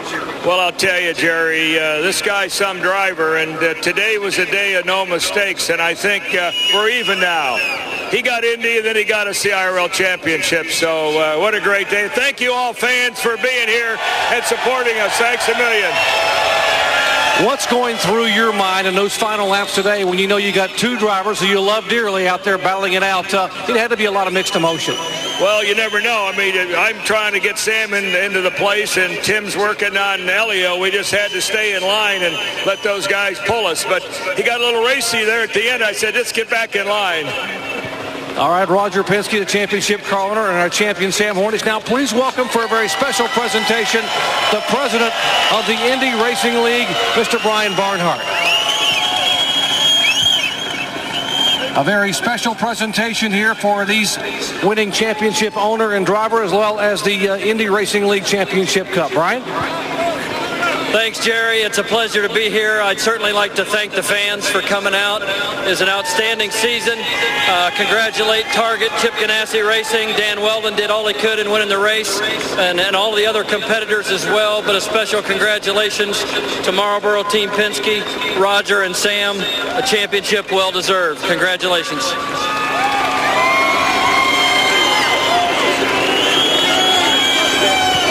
And we'll let these three walk up here and get a photograph. It has been a long time coming for Roger Penske. He has not had an IRL IndyCar title until today. And what a year for Sam Hornish on the final turn of the final lap of the Indianapolis 500. He pulls it off and realizes a dream of winning on Memorial Day weekend. And today, he gives the captain, Roger Penske, his first IRL IndyCar title. Guys?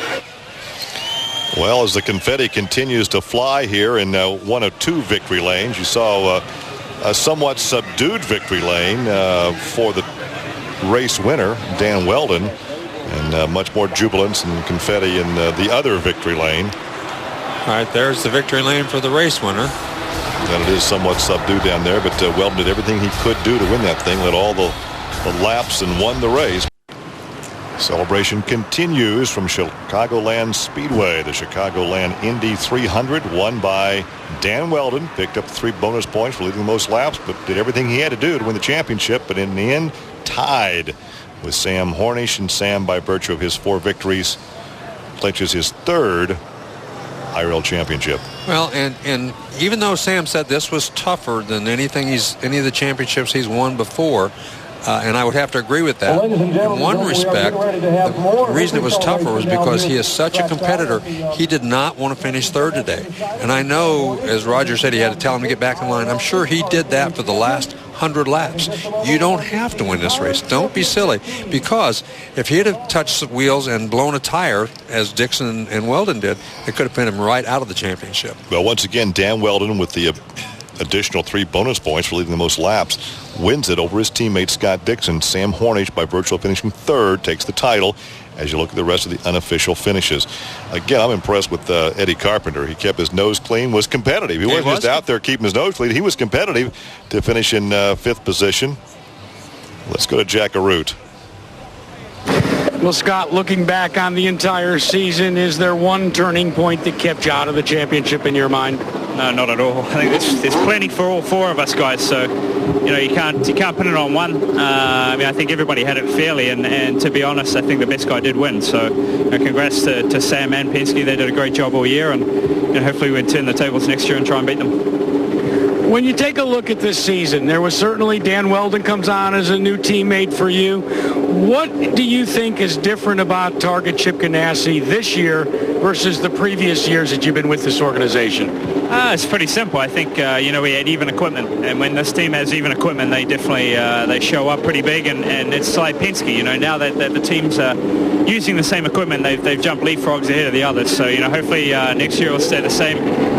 We just have to keep working hard over the winter. But, the biggest changes have been obviously the engine and the chassis. Close quarters there the last couple of laps. What happened? I don't know, man. I was trying to race side by side like we were all day, and Dan seemed to have a problem with that, so whatever. Well, congratulations. Wow. That doesn't surprise me, because Dan wanted to win that title, wanted to keep his teammate behind him and hopefully get somebody to pass that man right there so Wheldon could take that title. The celebration continues here at Chicagoland Speedway as we wrap up our 14-race IndyCar series that began back late March at Homestead on another 2.4-kilometer track. Some 6 events on this size of oval, and of course Sam Hornish excels on this size of racetrack.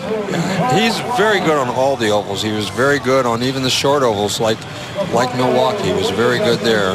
So, he is an oval specialist. The road courses, if they do add a couple more, they're going to be a test for him. It is going to be a test for him. But there's a case where you heard Castroneves say, well, my teammate has helped me on the ovals, and I think that Castroneves can help him on the road courses. It's a good mix. Well, absolutely, and he is tons ahead of where he was when he first started on the road courses. And you see the right now, Larry, if I could jump in, the crew members are being introduced to the fans that have remained here at Chicagoland. And, of course, each one walks up on the podium to the stage and is congratulated by their driver. And as you say, this truly is a team sport. Oh, absolutely. And he's extremely thankful to each one of those guys as they come up there, because one miscue by any one of those guys could have cost him the championship today. And they all did their jobs to perfection. And, of course, it's a incredible organization. Just impeccable. Yeah, and that's the way that they run it. The one thing I've heard is that, of course, Penske is moving his entire operation to Charlotte next year. And I've heard that there are as many as 14 people who are based in Reading who are not going to move down there. And that'll be a huge loss for Penske Racing, I think.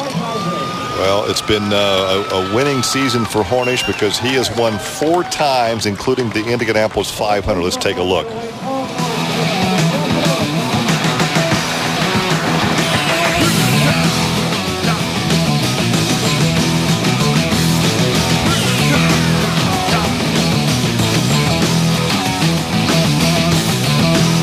Of course, this is the closest wins ever in the IRL, and Hornish has been a part of almost all of those, as we see in this video. Sam Hornish has been right in the middle of every close finish there was, and today it could have been a lot closer, I think, had he wanted it to. Had Roger Penske taking the leash off of him, as you might want to say. But in this case, the battle was won by Wheldon. The war was won by Penske and Hornish. Absolutely, absolutely. We're going to have a champagne spray now from all the crew members. Yeah, and it's a pretty chilly day out here today. And look at he knows don't be shooting those corks at me. Don't be shooting those corks at me, boys. They said you've got till next March to heal the bruises. He knows they're all going to be after him. No, not so much. They're going after each other too. And now all the confetti's going to stick to the wet suits. Oh, look at this. He's going to pour it on his head. The heck with it. He had milk at Indianapolis and champagne at Chicago. Yeah. Well, it was a tough race for him in some respects, because I'm sure he wanted to go out winning the race as well as the championship, and Roger Penske had to keep reminding him of the big picture. And I could just, we heard some of it on the radio, but not all of it. But I'm sure Roger had his hands full getting him to be a little more careful. Well, again, you talk about maturity. He knows what it takes to win that championship. When Roger said get back in line, he was accommodating. He got back in line. As we look at the point standings once again, Sam Hornish and Dan Wheldon tie with 7 and with that 475. Castronevic back 2 points. And Scott Dixon 4th and 15. The closest finish ever in the Indy Racing League top 4, 15 points. Unbelievable. And Mira was not that far away, although he did have a chance to win here today. He was still in the hunt for most of this year. Well, it was very exciting, but the excitement came from the 2 front runners, the teammates at Target Chip Ganassi, because we take a look at the last 10 laps of this race. And obviously Wheldon had to win this race, and hopefully somebody would somehow get around Sam Hornish. That was not going to happen because Castronevic had fallen off the pace and was not in a position to challenge for that 3rd position. See, and Hornish was just sitting back there all this time thinking, I know if I got up there on the outside of those guys, I could just pull this off. I could stay out there. I could slowly chip away at this. And all the time Roger Penske sitting back there saying, stay in line, don't do that. Meanwhile, when you're getting paid what you're getting paid by Roger Penske, you listen to him. Well, that's right. He's the boss, and he knew the big picture. Scott Dixon, on the other hand, those 2 guys are racing for the win, especially Dixon. And he wanted very badly to win this race, and I think he still feels like he's got a little bit to prove on the ovals, even though he's won a championship when it was all ovals. He still wanted to win this race today, and he didn't give up. He fell behind a couple of times, and he just absolutely did not give up.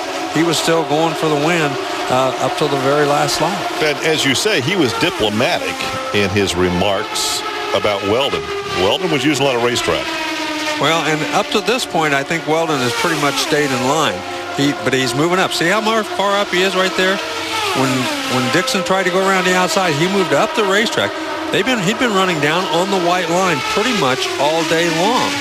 but it seemed like Dixon's, the only way he was going to get around him was to go around on the outside, because the bottom groove had kind of gone away. So everybody was running a little bit wider, but Dixon, he moved up. Now then he moved back down because he saw he didn't have a run on him. So Dixon was doing what he had to do to win the race, quite honestly. And Hornish was doing what he had to do to win the championship. I mean, Wheldon was doing what he had to do to win. And Dixon was doing what he had to do to win the race too. He just couldn't quite pull the win off. That's all. Now we're getting close to the time when he gets the run. He goes to the outside, and there's right the there contact. It is. Yep. And this is when I really thought that Hornish was just going to bite the bullet and go on up there. And I think he would have if it hadn't been for Roger Penske. I mean, he got around Dixon.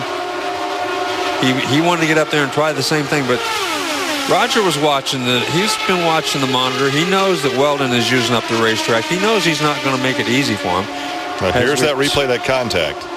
You can see Dixon, there's no doubt about it. Wheldon moved up the racetrack, didn't give him room out there as he was trying to win the race, and Dixon did a terrific job to keep that thing under control and come back up to finish second. Now, how much does Hornish fight here when Dixon comes back by on the inside? He doesn't fight at all.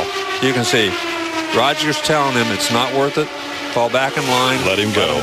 And in days past or races past, he would have stayed on the outside.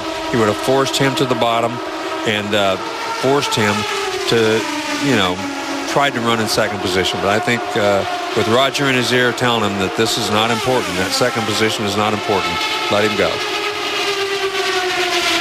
So the laps wind down. The championship just out of the grasp of Wheldon, although Wheldon won the title last year. He'd love to come back with it. He wanted to prove that he could win with a different team. When he made the move from Andretti Green to Ganassi, he wanted to prove there was not just the Andretti Green team that he won with. Look how high he ran in that corner. I mean, he was square up almost in the highest groove on the racetrack as the white flag comes out.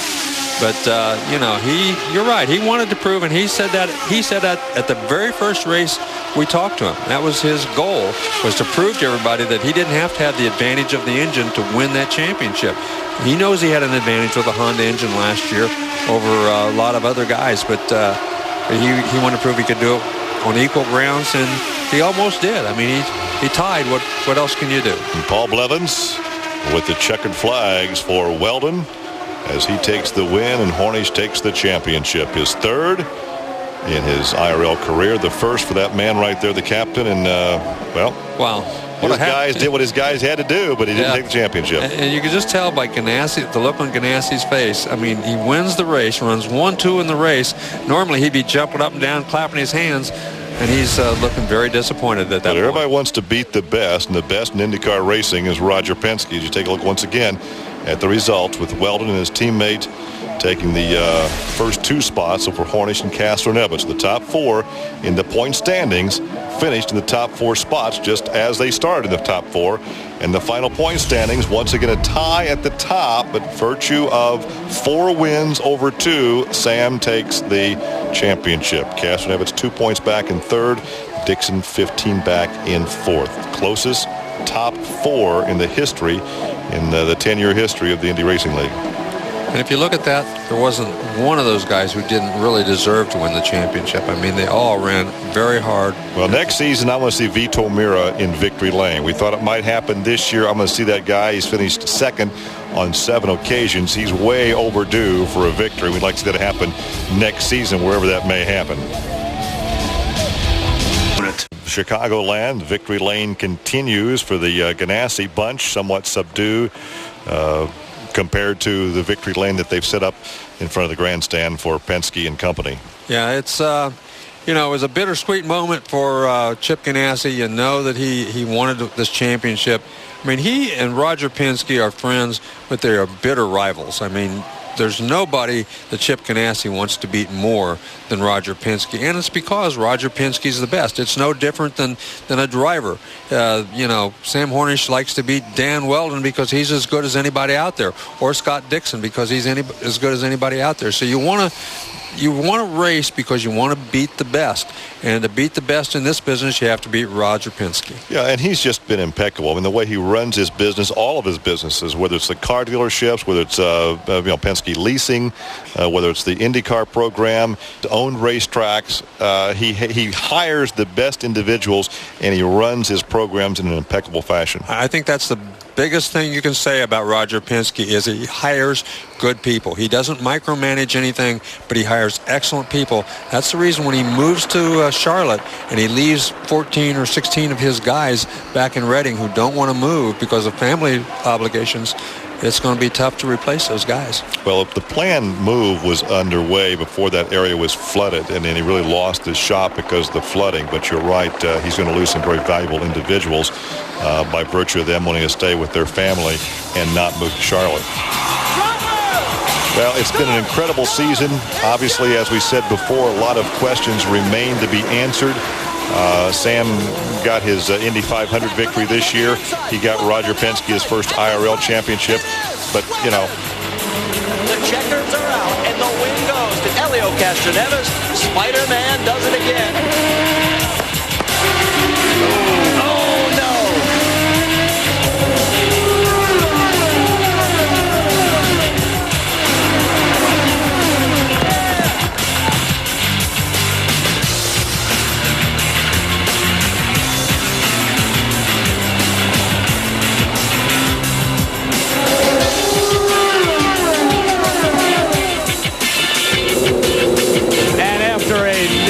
Month of qualifying, it has come up gorgeous. It's a great race. Marco Andretti, Hornish at the stripe. It's Hornish wins.